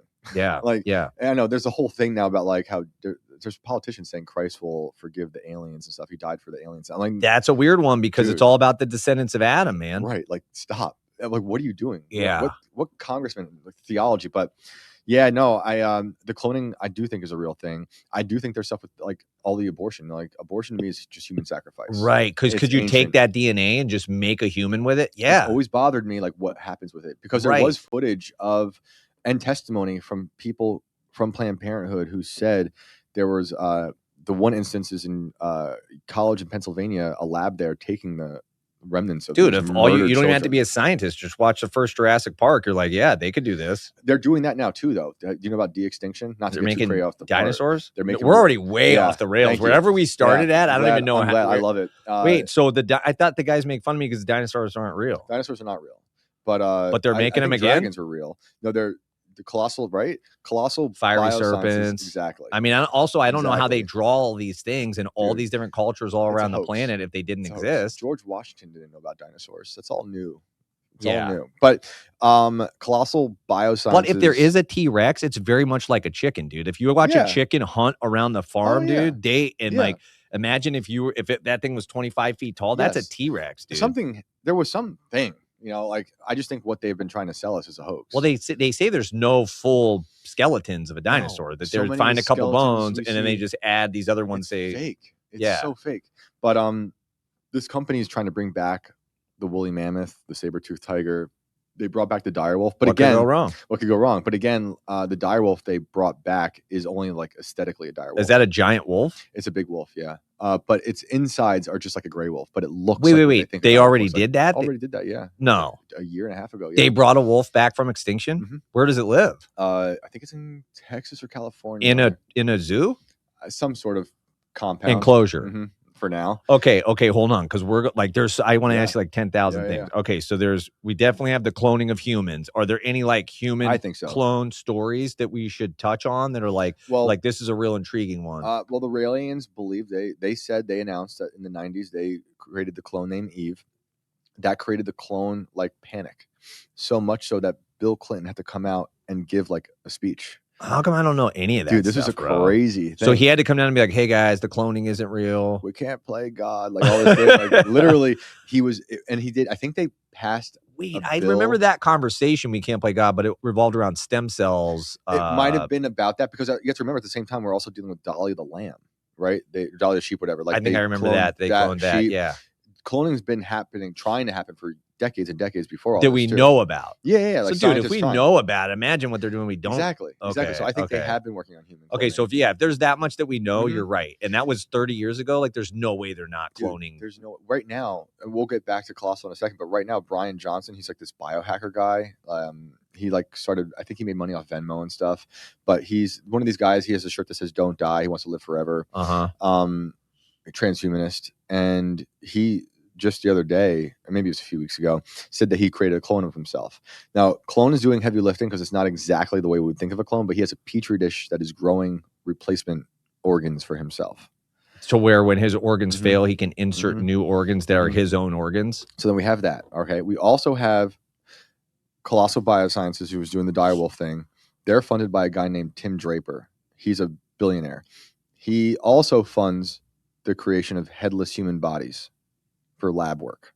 Wait. These are bodies without heads. Of humans. So they don't have a brain, but they have all the other parts. We also have labs with organoids, which are like little itty bitty brains that are in like petri dishes that are hooked up to, in some instances, the games like Doom that are literally brains playing Doom. Right. So you put all these together, eventually you realize like how easy it is to create a clone. It doesn't have to be a baby that's born. It could be like a headless human body that's then put with these new brain in the head, and then boom. Depending on how you want to define clone. Okay, so if we know those things that you just said, those like are all know open those this year reported on. Then there's no chance that they're not. Because what's the stuff we don't know? And because you look at this stuff as like it seems like they're all in different silos. The headless human bodies over here, sure. The organoids. But over if you here. believe that there's an unseen realm puppeteering everything, then he's doing it here, and they're all on the same. They're team. all being funded by similar people. Okay, so this brings up a lot of discussions though, because it's like ultimately this is man's ultimate rebellion, looking for eternal life outside of God. They're trying to live forever. Which does make some of these passages in Revelation very intriguing, because it's like they wanted to die and could not. That becomes very intriguing. Then it comes down to, like you're talking about baptizing aliens or whatever. Like if Jesus died for the descendants of Adam, at what point are you no longer a descendant of Adam? Like if you put the chip in your skull, or if you get cloned, like at what point are these non-human entities? But then you're getting into like brains, and so then it's like, okay, so what actually is the mind, right? Like if a brain is a physical brain, but then what is the mind? Or I think maybe they say like consciousness today, like what? Because I believe life starts at conception, right? So how are we going to apply that to brains? Were they just created? Because there's also people who just announced that they created a cell from scratch. Okay, but I think that's why we have to get back to these like bare, simple, plain facts, and why the whole thing is like, we have to say there's no such thing as reality. You could be born with a wiener and still be a girl. They say stuff like that because they're just saying, let's get rid of reality. But you have to get back to like, a baby is when a man goes inside a woman. Pretty simple. Yeah, and it makes a baby. That's it. That's it. But they try to redefine everything. Yeah. So we've gone through that world now where they're trying to redefine boy and girl. And so I just published a story on my website yesterday about So is all your content now is on your website then? Yeah, like I have my ShaneCashman.com where you can find my book, my newest book, and then ShaneCashman.substack.com is where I'm putting up Substack is where you put stuff. And so anything so up until now, all your stuff was under the Timcast thing. Yeah, I was like a host of a show called Inverted World. Yeah. And now you're off that. So everything that you do just is your own content now. Yeah, Twitter, that's Substack. Freaking cool, man. Yeah, it's challenging. I've been, part of a team, which I loved for a long time, but now I'm just trying to build from there. But it's great. I love the challenge. It's exciting. It's I've been in this kind of position before where it's like I was a furniture mover, and all of a sudden I come in and they sold the place, and I had nothing lined up. Wait, Raven said you were digging ditches and stuff too. I dug some graves. That was just like 2 years ago. That's awesome, dude. April 1st. Yeah, it was April Fool's Day. I'm digging graves. But I think people are trying to redefine death now, right? So if you try to redefine boy and girl, now they're trying to redefine what it means to die, because they want us to buy into their transhumanist dystopian agenda. So what are they like? I would say that death is when the spirit leaves the body. Like that's death, right? That's classic death. Yeah, because some people's heart stops, but then they can bring them back. Classic death. Right. Totally. These people, some of them even think this is the craziest thing to me. They're redefining what extinction means. So there's scientists right now who are saying that if we have some sample in a vault of the DNA of an extinct species, they're not actually extinct. Well, that's a weird discussion, because it's kind of like with the way the so-called science is now, I guess they're not extinct. Right. So then that leads right into what is death, right? Because these people believe they can actually kill themselves. Sam Altman believes he signed up for this. Kill himself to upload his brain to the computer. See, this is madness. The reason this is madness is because Jesus makes an appointment with the disciples beyond the grave and keeps it. He says, hey, fellas, I'll meet you when all this goes down. I'll meet you in Galilee. Right. He does it. He does die, goes in the grave, raises 3 days later, and does keep that appointment that he told them. Yeah, and that's what these guys are doing now. They're saying, I can make an appointment on whatever on December 25th. I'm going to die on December 1st, but I'll see you December. And they want you shackled to the material world because they're antithetical to Christianity. Everything they do. Do they acknowledge that there's like a spirit, a soul, and a body, or are they? I don't know. I haven't heard them talk about it, honestly. I would say my guess is no, but I have no idea what they're saying. It's all physical realm. It's weird though. Is like people like Peter Thiel say he's a Christian. I don't know if you know Peter Thiel is. Yeah. I actually don't know a lot of stuff, but I had some people send me some stuff where he was being interviewed and talking about the Antichrist. Yeah. And the dude was like, I think his name's Ross. Yeah, great interview. Yeah. The guy was like, well, wouldn't the Antichrist be using the exact technology that you're creating? Writer, and shocking that he's a good interviewer. But I love that he has a good podcast, and he asks good questions of people who need to be asked good questions. Yeah. I don't like Thiel. I think everything he does is against Christianity. This whole concept of Palantir is just very, but is it flock cameras is a thing too now? All of it. But yeah, Palantir is the early version, which is them trying to build a digital God. It's an omniscient presence. And it's just a totalitarian surveillance state. Post-Patriot Act, funded by the CIA, him and Alex Karp. But Thiel says he's a Christian and he's a married gay man. He's a married gay guy? Mm-hmm.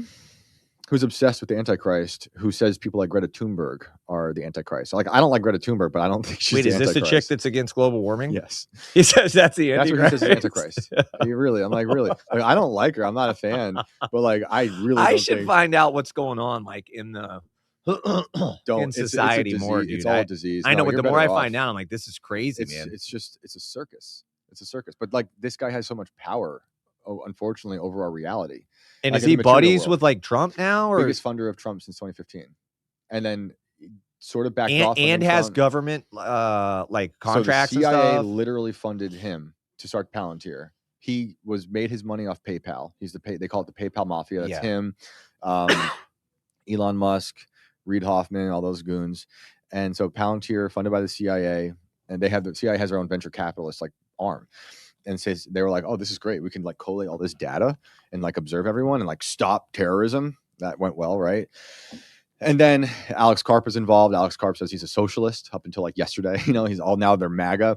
But Peter Thiel funds a lot of things I don't like Clearview AI, facial recognition. He funds Orchid, which is like a eugenicist IVF situation.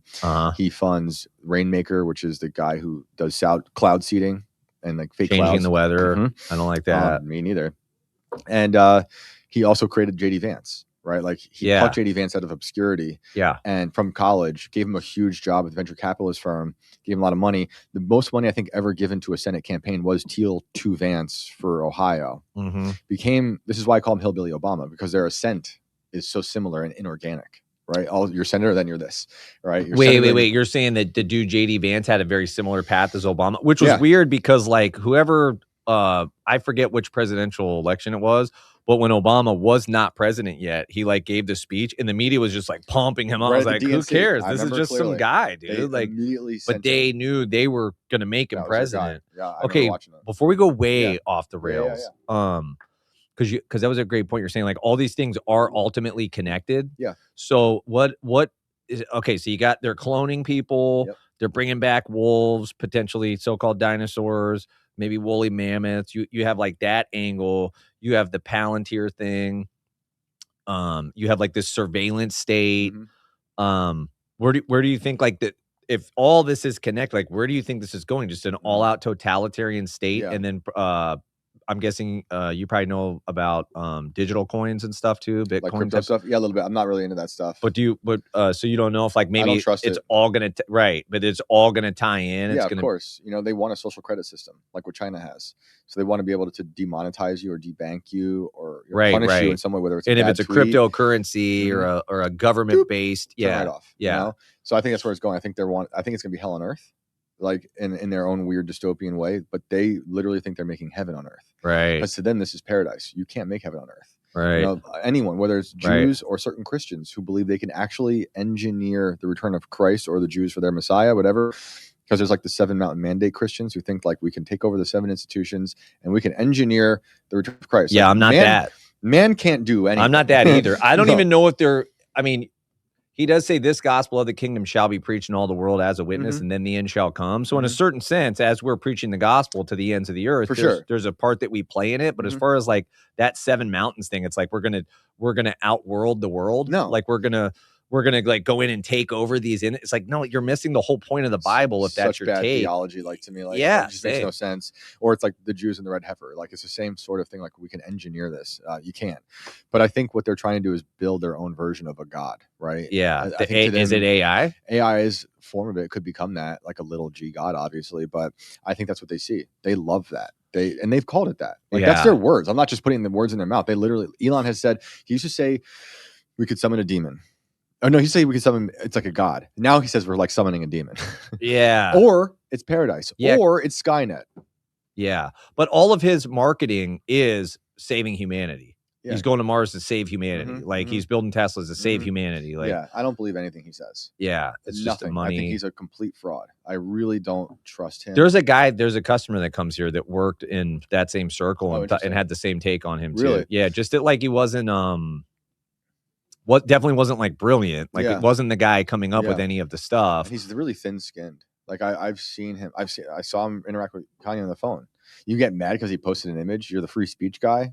But that was weird. Pissy, throw a little tantrum over Kanye. That's weird. I didn't know he threw anybody off Twitter. Said he was going to punch him. Yeah. He incited me to want to punch him. Wait, do you think anything about when Elon had the black eye? Did he do you know anything about that story? For sure. That was weird. What's your take on that? Everything changed there. That's when the whole no, because some of us thought it was really exciting if he was really going to go in so-called Doge and cut all this government spending. And we were like, oh, that's awesome. Would be great. Yeah, we're like, oh, that guy has the technology to do it. Actually, for the first time, we feel like maybe this could get fixed. Yeah. And then as quick as that came, it was gone. I never had any hope. I was so upset when he was saying he was going to go for Trump, because I'm like, now it's really over. Because this guy is a fraud. He's not going to do anything. He wanted access to the data. He wanted to feed. That's all it was? He wanted to feed his robot our information, because that's all. I think he bought Twitter just so he could teach Grok and Optimus how to fly to Mars. If you believe in Mars, do you? No, flat Earth and not flat Earth. I'm kind of, when it comes to that stuff, I really don't know. I don't subscribe to one theory. I think there's something up there, obviously. Yeah, but not Mars. Beyond that, infinite, maybe. I just, who knows, right? We're back to this. NASA sends us is so fake. Yeah, that's satellites, pictures of satellites. It's all collages of data. I know, it just feels weird that it's for so long they've told us so many things that are wrong. It's why would that part be true? Yeah, I just have no stock in any of them. I always thought it was weird even when I was a little kid. I'm like, the Earth is spinning like this and it's spinning around the sun, and then there's none of it adds up. I think a lot of this new science cult that they have is a way for them to try to undo religion and become religion. Sure. Whereas science should have been, like it used to be, a way to understand God. Not as best we can, but understanding what's going on. How is this made? What is that? But now it's we want to make it ourselves. Right. We I love and appreciate science, dude. If the chick, Dr. Rhonda Patrick goes on Joe Rogan and explains how sulforaphane is so high in broccoli sprouts because it's a baby plant. Yeah. And then her take is oh, evolution did this. It had to evolve like that. I'm like, no. God did that. God made it where that sulforaphane that's in insecticide that'll keep insects away. He made it so strong in it when it's a baby, so insects couldn't take it out, so that thing would survive. See how intricate. But I love science for its fact finding, but then when it gets into its application of it or its assumption of why it's that way, it's I don't know. I think they're all just trying to be God. They want to live forever. It's the same story every time. Well, that's another thing in Owen's book too, is that these dudes are the ultimate haters of mankind, and specifically women, because women can bring forth from the womb, can bring forth life. And only that's a miracle. The stuff that they're trying to do is not miraculous. So true. And it's why even Elon and people like him have talked about artificial wombs. They literally talk about artificial womb. What do you mean? When it's a robot that will have the... Wait, you're not saying when somebody needs to have a baby but they can't, so they put it in a surrogate? You're saying an actual robot? Yeah, but it could be, it's a robot that would just have the baby. It's gonna get weird, bro. It's already getting weird. So we're on the verge of stuff getting super weird. I think so. I think, they get their way. They're going to have these weird private cities. All these guys are into having private cities. What do you mean private cities? They're buying up land and starting their own little yeah, that's what all of us should be doing, though. Yeah. But they're going to have it infused with all the biohacker, transhumanists, everything crypto, social credit system. There's people who they're already doing it with do you think two different societies are about to start taking shape? Yeah, at least two. There's going to be the society that just totally goes into the digital world. They just don't care. Right. They're going to plug in, have an AI girlfriend, a Tamagotchi kid, vaccinate themselves with a drone that'll deliver the slop to them. And then there are people who will be the neo-Amish. But there's already that weird thing. Yes. Is when I first started to do the show, people in the chat just weren't even really real to me. They're robots because I'm just old. Those aren't bots. And I never did. Yeah, I never did the whole digital communication. Yeah. And so it just wasn't real to me until somebody would call on the phone and talk to me in the shop or DM me or something. And I would be like, oh, that's a real person. Yeah. And then, but the younger people, it's the opposite. Like we have young kids who come to work here in the coffee shop and they're very nervous and anxiety to deal with people in real life because they're the real people to them is like online. So we're already, that's already like shaping up for like what's real to you. Yeah. When I was a professor, I saw like kids showing up to class, like freshmen, for like English 101, and there's just no social skills. Yeah. What year was that? Maybe 2014-ish. Yeah. Sure. And they had just been plugged in their whole lives. I grew up, like I said, on a farm. I didn't have internet until I was older. I didn't have my first computer till I was in college. So like I didn't really know about like all we got stuff. A computer at my house in high school, but I never like used it. Yeah, I had to have special permission from my teachers in high school to handwrite my essays. Which did not work for me. I mean, like I have terrible handwriting, but I didn't have access to a computer. No, my gosh, no. Cursive is the worst. Scratch. Yeah, awful. I like cursive. Sometimes old people will write me notes and stuff. I can't read it. Yeah, no, I'm like, I have no. I think that she's trying to say something nice, but I have no clue. My grandma had the greatest cursive. It was just so beautiful. It's like a very elegant thing, but it's like if you don't know about it, it's like another language. Well, they say all the documents are in cursive, and so as they take that away, there's going to come a generation that has no clue what's in these documents. Like it's really sad. But yeah, no, there's something about social skills and kids only knowing how to talk through the screen. But it's not just kids, it's like there's people our age, older now, who've become that. Yeah. Obviously, they didn't weren't in that world. They weren't born into that world, but they became that. Yeah. They've promoted isolation, Yeah. It's really sad. It's obviously it could be a great tool, the internet and all this stuff, and you can help use it to learn. But there's going to be these, like, it's like two types of people, man. People are going to go and make that digital world their reality, and people who are going to make the natural world their reality. And I think they're worried, as in like the people who are building this stuff, like the tech CEOs are worried about Luddites. Like, remember like the Luddite wars, like early when the weaver was being put into big factories. They wanted, they called them the Luddites. And this happened in America? This was in, I think, England. It started. Like what time period? I'm thinking early 1800s, mid 1800s, industrial. I don't know anything about history, bro. Could be wrong. You know a lot of stuff about a lot of stuff. I could be wrong about the time frame. I always forget exactly what time. Okay, frame. but there's it's actually around Napoleonic Wars. Okay, so there was more soldiers fighting the Luddites than there were in the Napoleonic Wars. The Luddites, there's like a whole thing about Ned Ludd, whatever his name was. He's kind of maybe a mythological figure, but the Luddites were afraid that the factories filled with the weavers to make the weren't going to need humans anymore, right? So I always have to remind people, like, Luddite seems like a bad term these days. They call me a Luddite. Like, I like technology, clearly. Yeah. And so did the original Luddites, because they were using the weavers, but they didn't like that the factories were going to be filled with weavers that were going to replace them. Sure. So they started attacking the machines. This is like OG Terminator, right? Really? And they would be like, exile these people for doing that or fighting them, like wars, legit wars. Or some people were executed for hurting the machines. I think we're getting back to that place. And some of that is going to attack free speech, and it's going to attack criticism through free speech, because something like Sam Altman recently had a Molotov cocktail thrown at his house. Now I'm sure that wasn't staged, right? Anything. That's exactly what I thought. Totally and now we're being told that the NYPD has a list of people who are highly critical of AI, and that they're worried that this could incite violence. Yeah. So you see how that's going to go move forward, being like, if you are critical of AI, you're out. Peter Thiel's doing the whole Antichrist tour.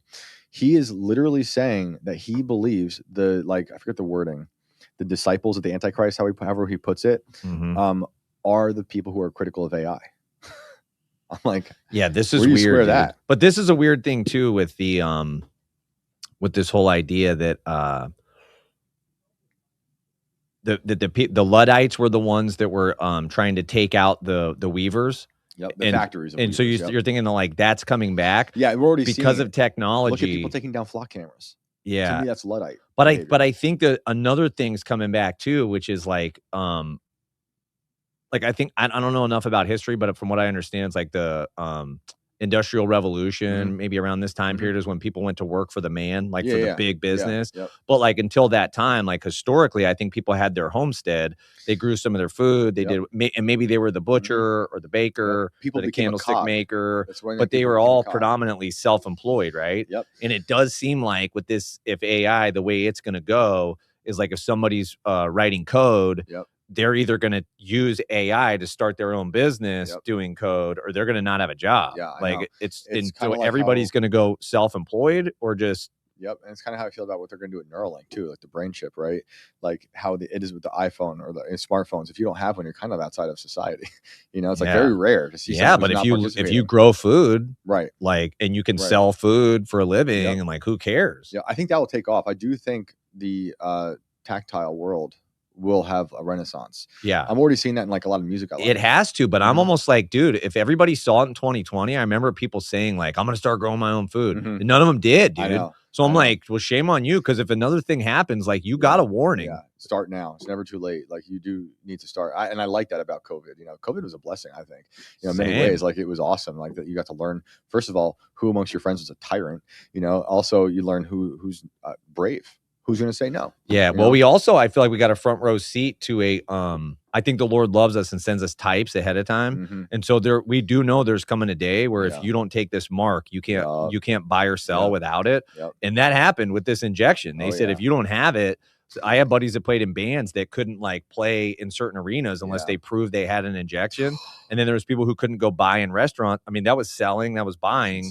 It's like you couldn't buy or sell without it. Dude. I'm not saying it was the mark of the beast. I'm saying it was a type to where it was a test. Yeah. So like the church should have been able to look at that and say, wait, I think I know this plot. Actually, I've read this somewhere before. Maybe I should go slow. Yeah. But a lot of people didn't. And even at the time, I was not religious at the time, and I wasn't thinking about. But you just knew something. I knew like I'm not participating in this. I knew the government well enough to be like, I'm not. Well, no, some people think that like in America that the mark of the beast like won't get took by a lot of rednecks and stuff. Not even religious people, but just like people that are just like, I'm not down with this whole thing. Yeah. And it was so evil. Like in New York, they were trying to pass a law where they could define you as a threat to the health of your community and rip you out of your house. That was the genius of it, dude. Was not just that like, oh, you choose not to wear a mask.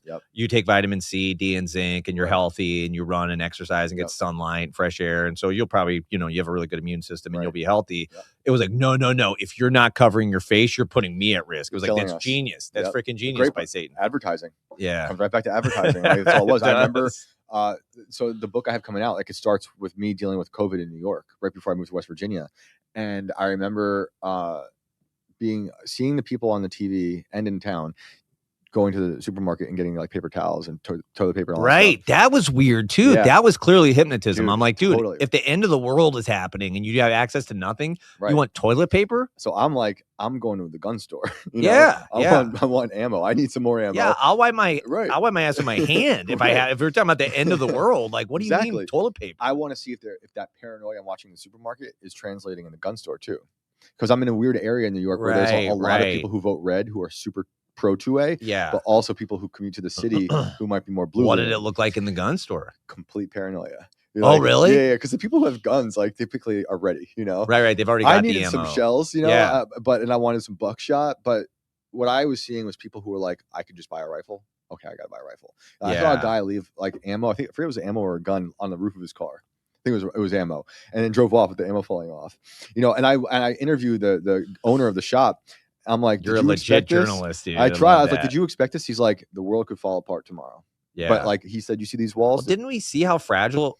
Totally, dude, like that overnight. But that's what I'm saying. If you lived through that and didn't start growing some of your food or just making some kind of accommodations for a different lifestyle, and that happened and you just forgot about it a couple of weeks later, and it's anyone like telling you to forget about it and move on from either side, don't trust that person. Yeah. It was just 6 years ago when they shut the world down. Yeah. Right. And this guy's telling me in the gun shop, he's like, all these walls were filled with guns this morning.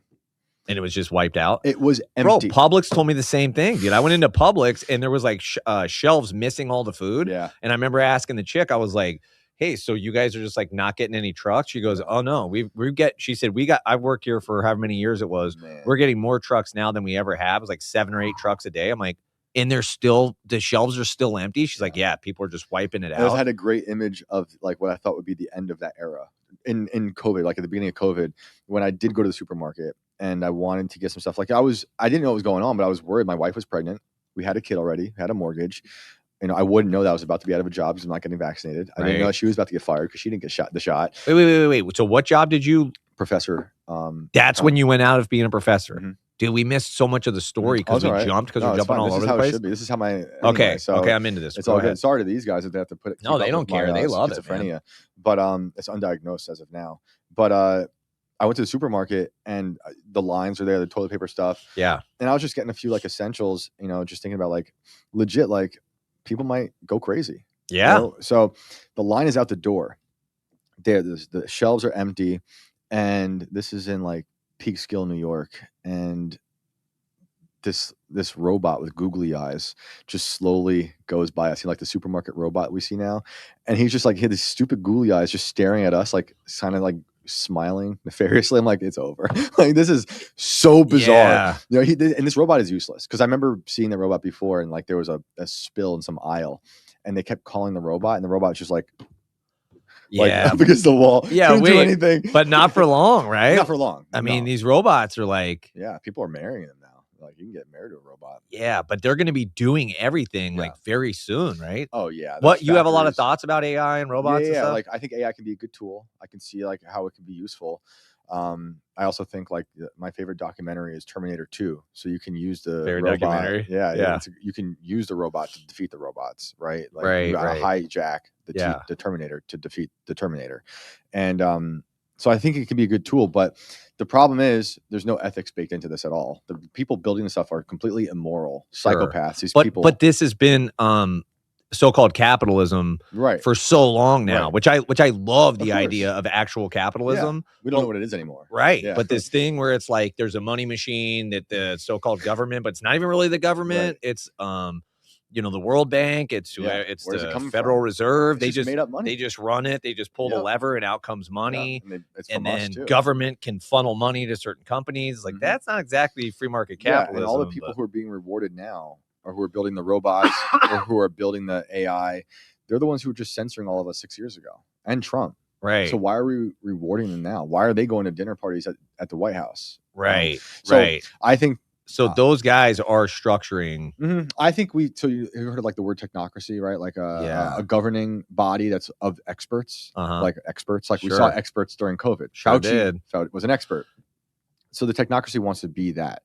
I think we're living inside that already. You know, I think that started during the business plot with FDR when they tried to have a coup and take over. They tried to have Smedley Butler. I was just talking about this with the guys.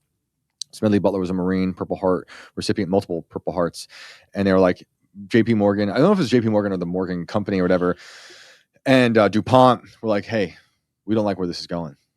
Throw him over, you know, and he said no, and he blew the whistle, and no one was ever held accountable. I think it was successful without Smedley. How long ago? So FDR, like what's that, the 40s, you know? Like, okay. I think they won. Yeah. I think they did take over. And I think we have that now. It's just instead of those companies, maybe they're still involved, but we have Palantir. Right, you know? right. And not just Palantir. Like I always call it Palantir. There's a lot of different companies, right? But it's bigger than that though. It's the whole, like what the Bible would call the whole world system, dude. Yes. It's the NFL, it's the MLB, it's the NBA. Entertainment. And then, it's the so-called food industry. It's the so-called healthcare industry. It's like they're all in cahoots. And the Tony Slouchy thing is very weird, dude. That's the guy. Fauci, you said? Yeah. That's very strange that, like, if you were saying, like, no, dude, this guy, like, looks like a Dr. Evil type. He's a goblin. Like, I don't trust this guy at all. I don't care what he's saying.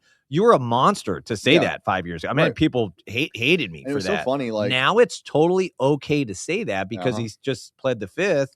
He said, like, trust the science. Then, you know, he's like, I'm going to plead the fifth. I am the science. And so now it's totally okay to say that guy's a monster. But if you said it 5 years ago, like you were the monster, it's just very weird how humans are like, no, we need to be told what we're allowed to say. Yeah, it's sad. But still, you know, people saw it early on too. And like it restructured the state.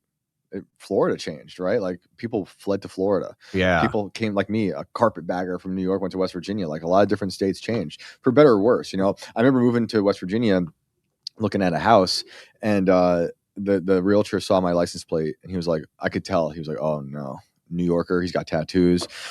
I was like, hey man, it's one of those. I'm coming down here to get away from New York. Yeah. I want to keep West Virginia like. But what they're all worried. Possible. They're worried that like, they're going to come and influence the voting. Yes. Yeah. And I'm like, I'm sure there are people doing that, and we don't want that. But like, I like West Virginia because it's West Virginia. Yeah. And if it's like it votes blood red, you know. Yeah. Not that means anything now either, you know, because now post the last 6 years, last 2 years really, you see the total failure of this administration. They sold out to the robot makers. The AI it guys. Just kind of now is just like whatever. I don't know. I had a feeling it was going to happen because Trump already softened his stance on abortion. I didn't like that.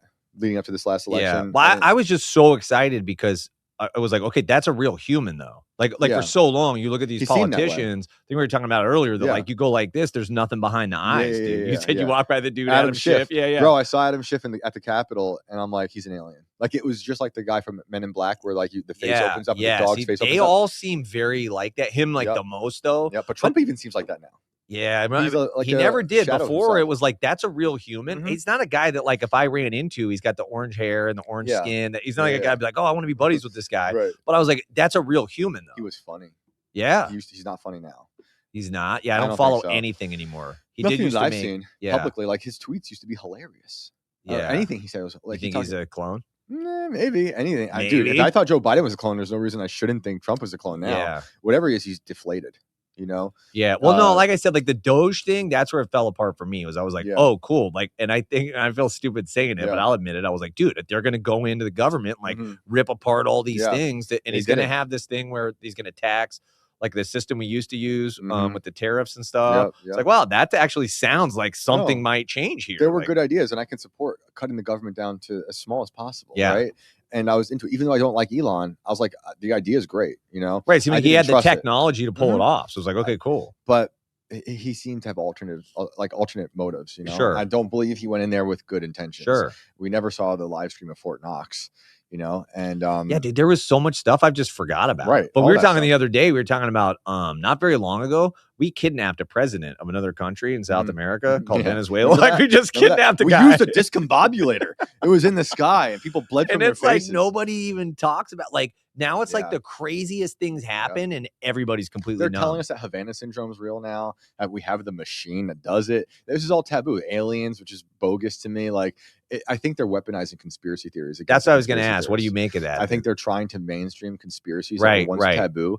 So then they feel like they've ingratiated themselves into the dissident, like our realm, like whether it's Christians or just more conspiracy theorists or historians, as I like to call them. But that way they can control the narrative. And then say, but this one is taboo, like Charlie. You know? And then do you think they get a hold of some high level so-called podcasters or so-called like real journalists? Definitely. And then the same way it was like CNN, Fox, ABC, CBS, whatever controlled the narrative. They're like, we'll still control it, but we'll let the people think we're not controlling it. Because we saw during COVID that podcasters, people on Twitter were subverting the narrative that they wanted you to buy into, the fear ritual, right? So they were like, this is just they're like, we got to control that. We got to co-opt this. Like we do with Operation Mockingbird. You know, we got to find journalists and give them bad sources or just feed them our information that we want them to have. And then, you know, we can kind of control the narrative that way. So clearly they saw that market and we're like, we got to do that. So like you can look at any number of people now, any number of them, like, and be like, that's weird. Why are they saying that? Like, why are these people given Epstein binders?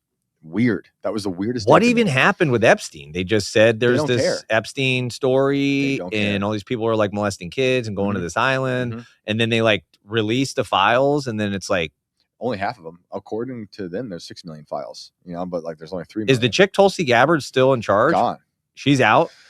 She's gone. And then her brother just got in trouble for like, I think, I don't want to get this wrong, but something with child like solicitation. Dude, it's the weird. The game is weird, man. It's weird. The game's very weird. And like Howard Lutnick, like the economics guy? Yeah, like he's on camera in an interview like a year or two ago saying, we met Epstein. My wife and I met Epstein. You remember this? And we thought he was disgusting. We never want to see him again. Files come out. He's buddies with him. Going to his island with your kids, business partners. And then you kind of said, like, you didn't say that was a lie. So how do you have a job? These are like demons. It's just nothing even matters. Straight up demons. Nothing matters. We saw them in the thing, like, and it's left and right. So everything is just a play. We're just, I know people say it. I think everything is a play. Honestly, it's really unfortunate, but that's what the world we live in now. You know, even people like Peter Thiel has, like, as far as we know, 2,000 emails with Epstein.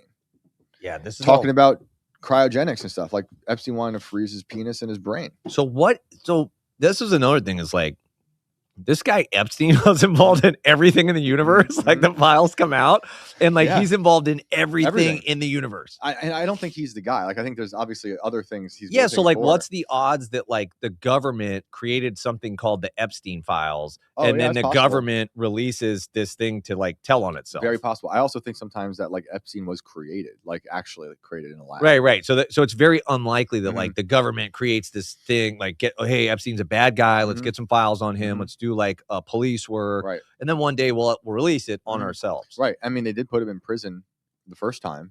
He's down here. Right. And he had that sweetheart deal. He was able to leave, kept his passport.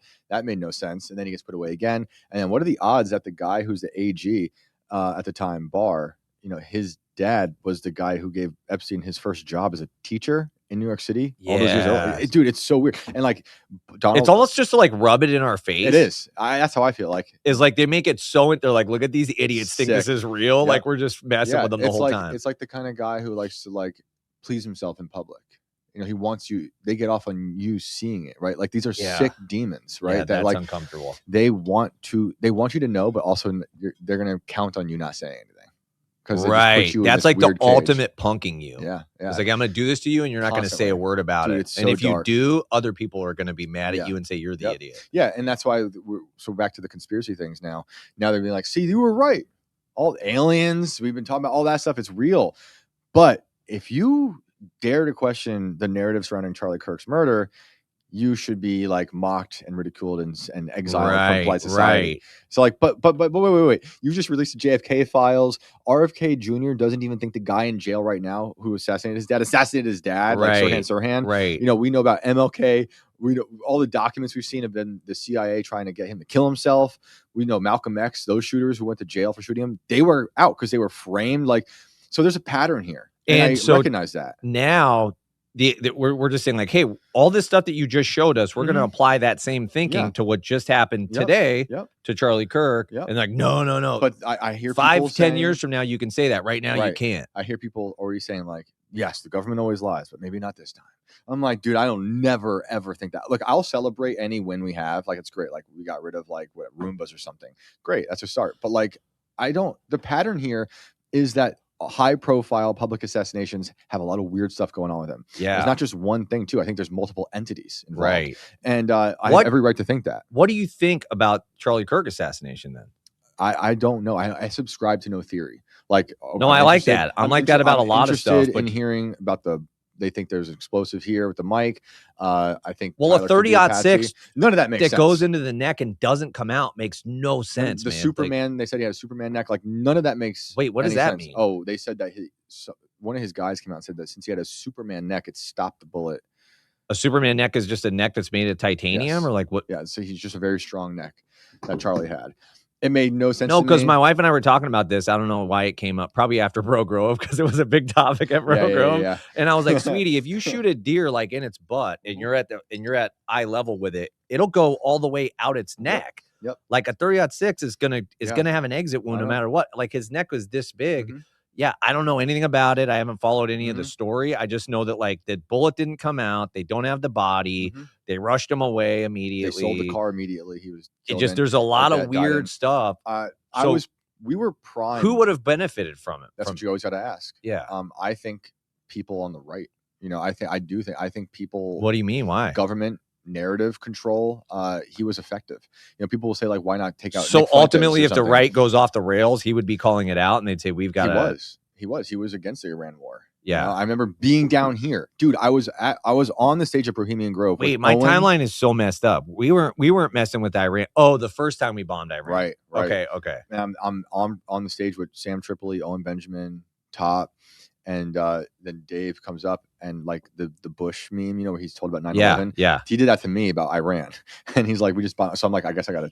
That was the first one where he just dropped. We didn't do a bunch. We just dropped bunker bombs. Yeah. Yep. And so Charlie was very against that. Sure. Publicly. And thought that was great. Well, nobody knows. Again, it's like nobody knows why we kidnapped the dude in Venezuela. Nobody knows why we're bombing Iran or what our beef is with Iran. Everybody's got these theories and these concepts of what it's about, but who knows what any of this stuff's about. So when it comes to Charlie, I don't believe it was leftists. I understand that leftists are violent, clearly, but I also believe that there's agitators who pretend to be leftists. They're accelerationists who want to see us get closer and closer to depravity and a totalitarian state.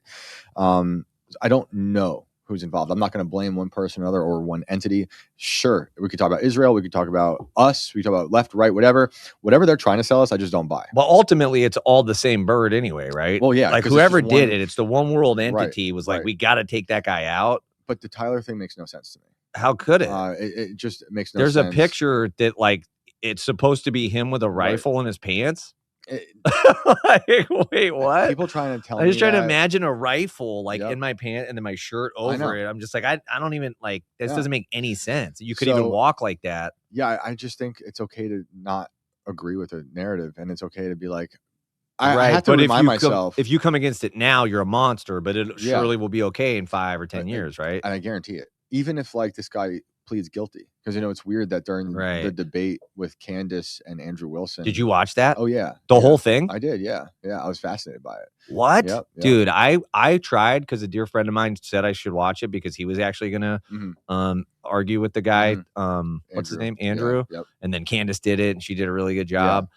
And so I was like, yeah, okay, cool, dude. I got like 10, 15 minutes in, and I was like, I cannot. I think he's a smug, like insecure man. Then I stopped. I came back like a little later. I was like, all right, I can do this. I watched for like a half hour. I was like, I cannot do this. Like that form of communication, I would rather just hit myself in the face with a hammer for 8 hours. I have no desire to do that kind of thing. That is the craziest thing. I don't even know if you call that communication, but that was like. And I've done a show with Andrew before, and we like that. Not a debate, but it turned into a bit of an argument. I was where he was debating that your style of debate is bad, like because it just turned into all this. No, what that was about was we were debating flag burning, and Trump was going to make it a felony. And I said I'm okay with flag burning. I love our country. I don't think you should steal someone's flag, and you shouldn't hurt someone with a burning flag. But if you want to burn a flag, I mentioned Smedley Butler, the Marine I just told you about with the business plot, because I was like, Marines. Because he tried telling me that like soldiers would never have fought for your right to burn a flag. I'm like, well, anecdotally, I know soldiers who have fought for that right. And they tell me like specifically, we want you to have all free expression, all of these rights you should have, even the ones I don't agree with. Obviously, that's not every soldier. That's just me. I grew up near a military base, so I did talk about this stuff a lot. I've always been interested in journalist, free speech, right? You get real information. So he got like really emotional about it. He was right next to me. And he was like talking about how like, well, they didn't go to war to fight for butt sex. I'm like, who talking about butt sex? Like, I'm not talking about that at all. I'm talking about Smedley Butler and like Marines that believe in free speech. And I'm also saying that the definition that Trump is trying to get us with this idea that burning a flag incites violence, very generic. How do you define incitement? Right? It's just like if I just show you a flag burning, right? And I mean, it's funny we're having this conversation because I guess I haven't thought about this for a long time, but I'm like anti-burning the flag. But now that you're saying this, I'm like, I kind of don't care anymore, dude. He tried telling me like, that, what do you mean inciting violence? Right? Like, he tried telling me that it should be our most important national symbol, and I was like, well, I think it should be the cross. And look, people burn crosses. It doesn't really affect me. I don't like it, but like. But like, look at what you want to talk about inciting violence. Like, look at what the government does, dude. Like creating class warfare. It's all designed to make everybody hate each other. Assassinate people. Even when I watch the news when I'm in the gym, because it's across the top, I can't hear it, but I just see the headlines. It's always the most inflammatory headline possible. It's like this whole thing is designed to create violence. It's dude. Like, so how do you define incitement to violence? Yeah. And like, wait, that guy is like. He's smug, dude. Yeah, it's just uncomfortable to even watch him. Yeah, man.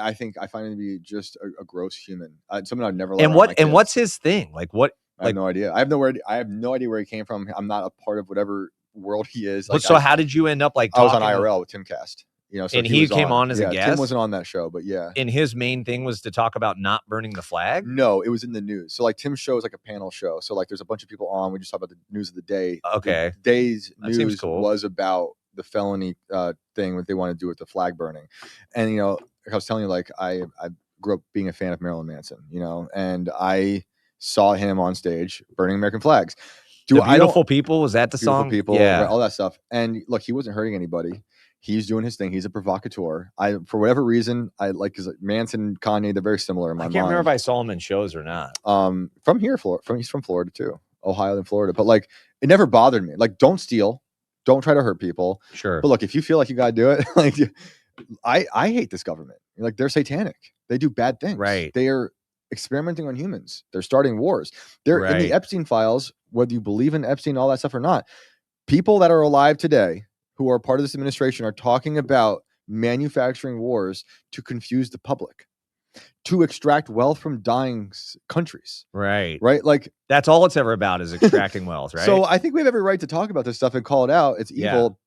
And if you're upset about it, sure, burn the flag. You can burn the Israeli flag. You can burn the Ukrainian flag. I don't care.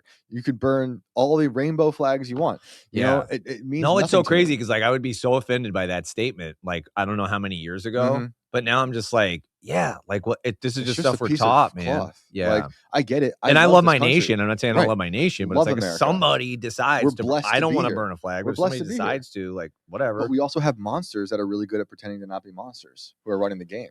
Right. Who are for 100 years now extracting wealth from us, the taxes. Like I think after the Civil War, we all became slaves. You know, yeah, that's a good debt, point. taxes, all this stuff is terrible, and they're literally feeding off us. They're like energy vampires. Well, every time they run the money machine, that's tax. They're taxing us. That's what war is. Yeah, war is another form of money machine, also an experimentation playground for the tech CEOs to do the discombobulators in Venezuela or the facial recognition drones in Ukraine. Yeah, you know how much they've learned now about the new form of warfare with the technology we have now, right? That will be brought home. So, okay. So do you think like America versus the Kingdom of Persia versus Iran right now, like whatever's happening there, they already know how this is going to finish, right?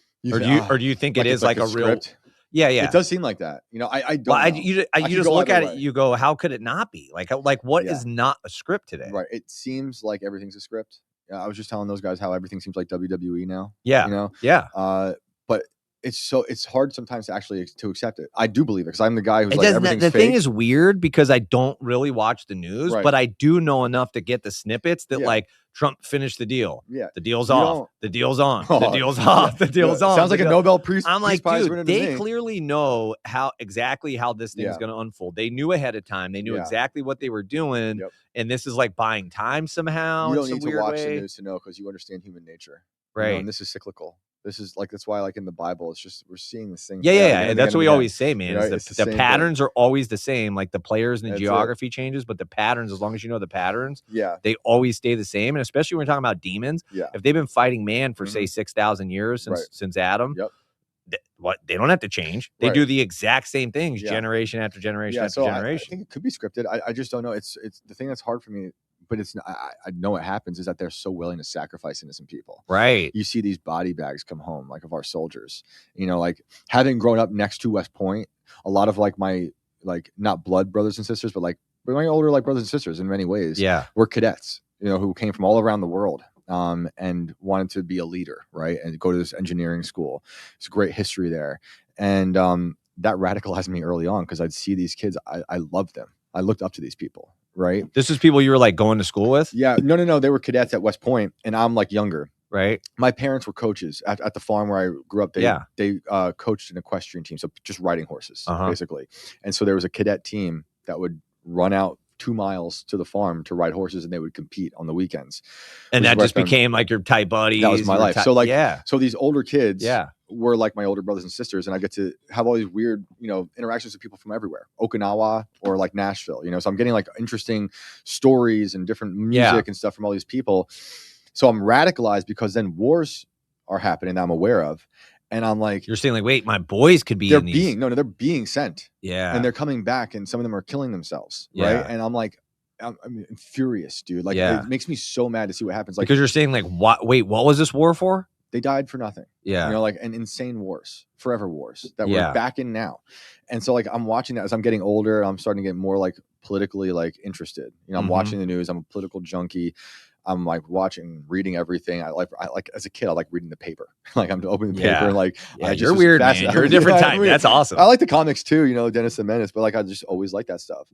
And then I'm seeing my friends who are like my brothers and sisters going to whatever, Afghanistan or something. Okay. So these wars, like bigger ultimate picture, they have to happen just to keep the people enslaved, to keep the money machine going. Yeah. But like, do you have any thoughts about like exactly what Iraq was about the first time or the second time? No, or do you have any thoughts about what Afghanistan was really about? Not enough to say anything that would amount to anything. But you look at it like it definitely was just about keeping the money machine going. Other than it being like, I think all these things are also fear rituals. So yes, all that to the money making machine, to human experimentation, but also is like a thing to keep us in line. But there wasn't like a specific thing in Iraq that maybe they were trying to go in there to get. Some I mean, you can talk about giants and stuff like the maybe giant, that, or just that they I don't Gilgamesh body, or like I don't know. You hear different stuff about what they were really trying to do, what they went into Iraq, what they were really trying to find. Yeah, at the time I wasn't thinking about any of that stuff. I remember just not liking it when I was younger. But like, yeah, I haven't thought about that up until recently. You know, I hear certain people talk about it. Anything's possible. And I just think all wars are just these weird fear rituals to enslave us, to experiment on us. Like a good example of that would be World War II. And when our soldiers were in the Pacific Theater and then found out what the Japanese were doing to their Chinese prisoners of war with Unit 731. It was Unit 731 or 732. And it was like insane, hellish torture. Yes. Where they were like, but like vivisection is where you take. Wait, American soldiers heard that Japanese soldiers were torturing the Chinese? The lab, like the place, the camp, wherever they were doing Got it. And so like they were doing things like vivisection where you keep someone alive and you cut them down the whole thing and like take out part by part. They were freezing hands and shattering them. They were raping and impregnating them. And you also have to remember the Japanese were also the rape of Nanking was happening. They were having like decapitation marathons. The Japanese were insane during World War II. Really? Insane. And you understand like, so like they were doing this to the Chinese a lot. And then through that is how someone like Chairman Mao was created. Like Mao saw that, right? And then goes back to China and he's like, I got to become a monster. Yeah. I got to become an even worse monster because I saw hell, you know? Yeah. But to go back to my point, when the Americans find out about Unit 731, they're like, oh, this is dope. Can we have all this information? We're going to give all of you immunity. No one's getting in trouble. Like we had the Nuremberg trials, which was a sham, in my opinion. Yeah. I wish we had him here for Fauci, but it was a sham. But we did that for like the Germans. That's what I was going to say. Didn't we get a lot of technology? Allegedly, but then we hired them all. You know, Operation Paperclip. But for NASA? The Japanese, for NASA, Werner von Braun, all that stuff. But for the Japanese, for so-called NASA, we should say. So-called NASA. They were like, Japanese, just give us all these records, and you're free to go. Yeah, and those guys became like CEOs of their own tech world and pharmaceutical companies. Yeah, insane. So it's just an example for me of like, okay, so after World War II, we hired all these Nazis. And we took all the paperwork, as far as we know, from the Japanese and their weird human experimentation labs. And then all of a sudden, we start seeing weird experiments here. Tuskegee, Operation Sea Spray, where they're floating deadly bacteria into the sky over San Francisco, pumping bacteria into the subways in New York City. Yeah, like what? And then like it's just, I love that it's like the fathers of MK Ultra. Two of them are a Jew from Brooklyn and a Nazi from Germany. Right. Then all of a sudden they're on the same team. Kurt Blome and I forget Sydney, I forget his name. They'd come together and like, let's make a drug to control these people's minds. Yeah. And meanwhile, my homie, the other Nazis down there trying to get rockets to fake space. Yeah. And we just start creating this new simulation of human horrors. Right. And now we're like dosing people secretly with acid.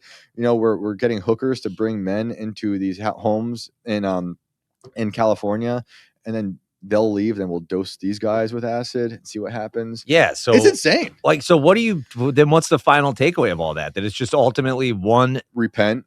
Yeah. Come to Christ. But that there's really just one entity that's running all of that. It's not a bunch of isolated things. It's all connected.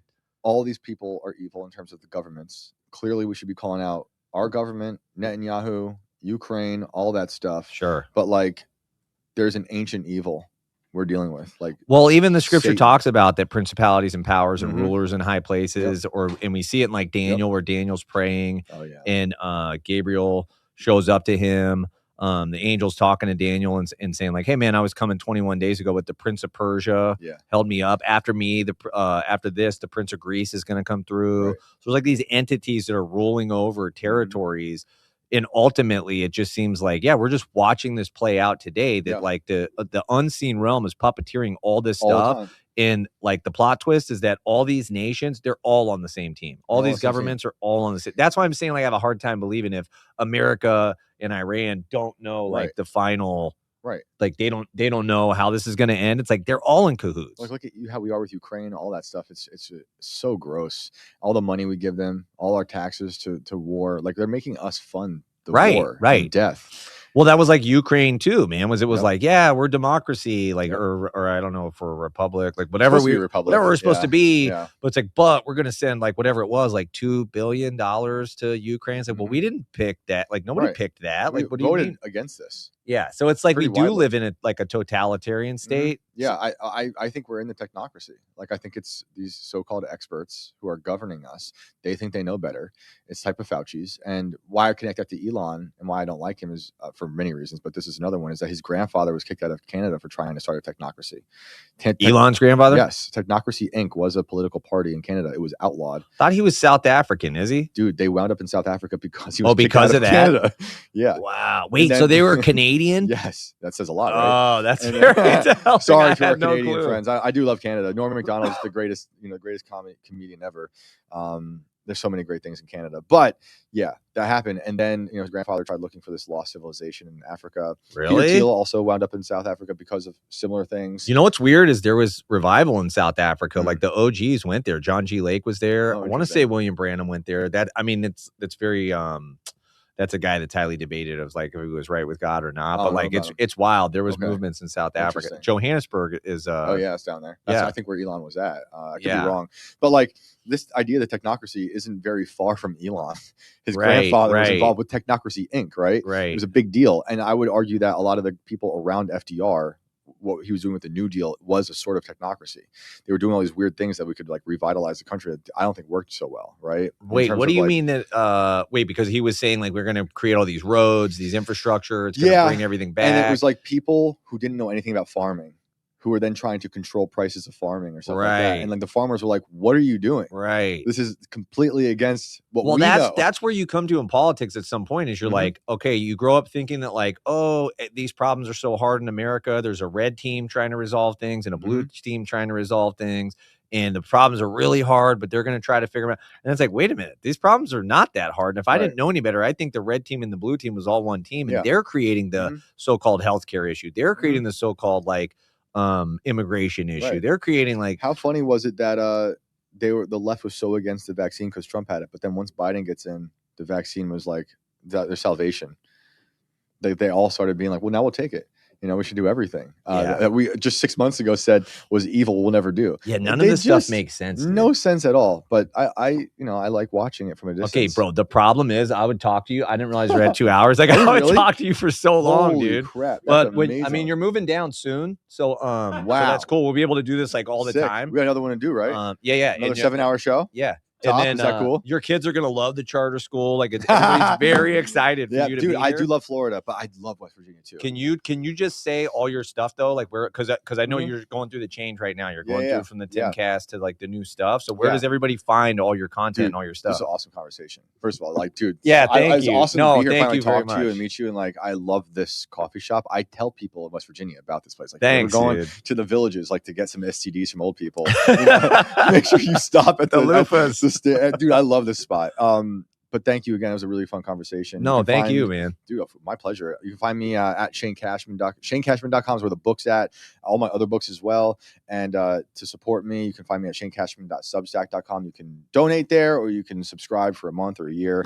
And I'm putting up all different types of stories, a lot of stuff we talked about today. And any support is a huge help. Thank you. Very cool. Thank you so much again for coming, man. Thanks, everybody, for tuning in. Top said we're out of here. We're out.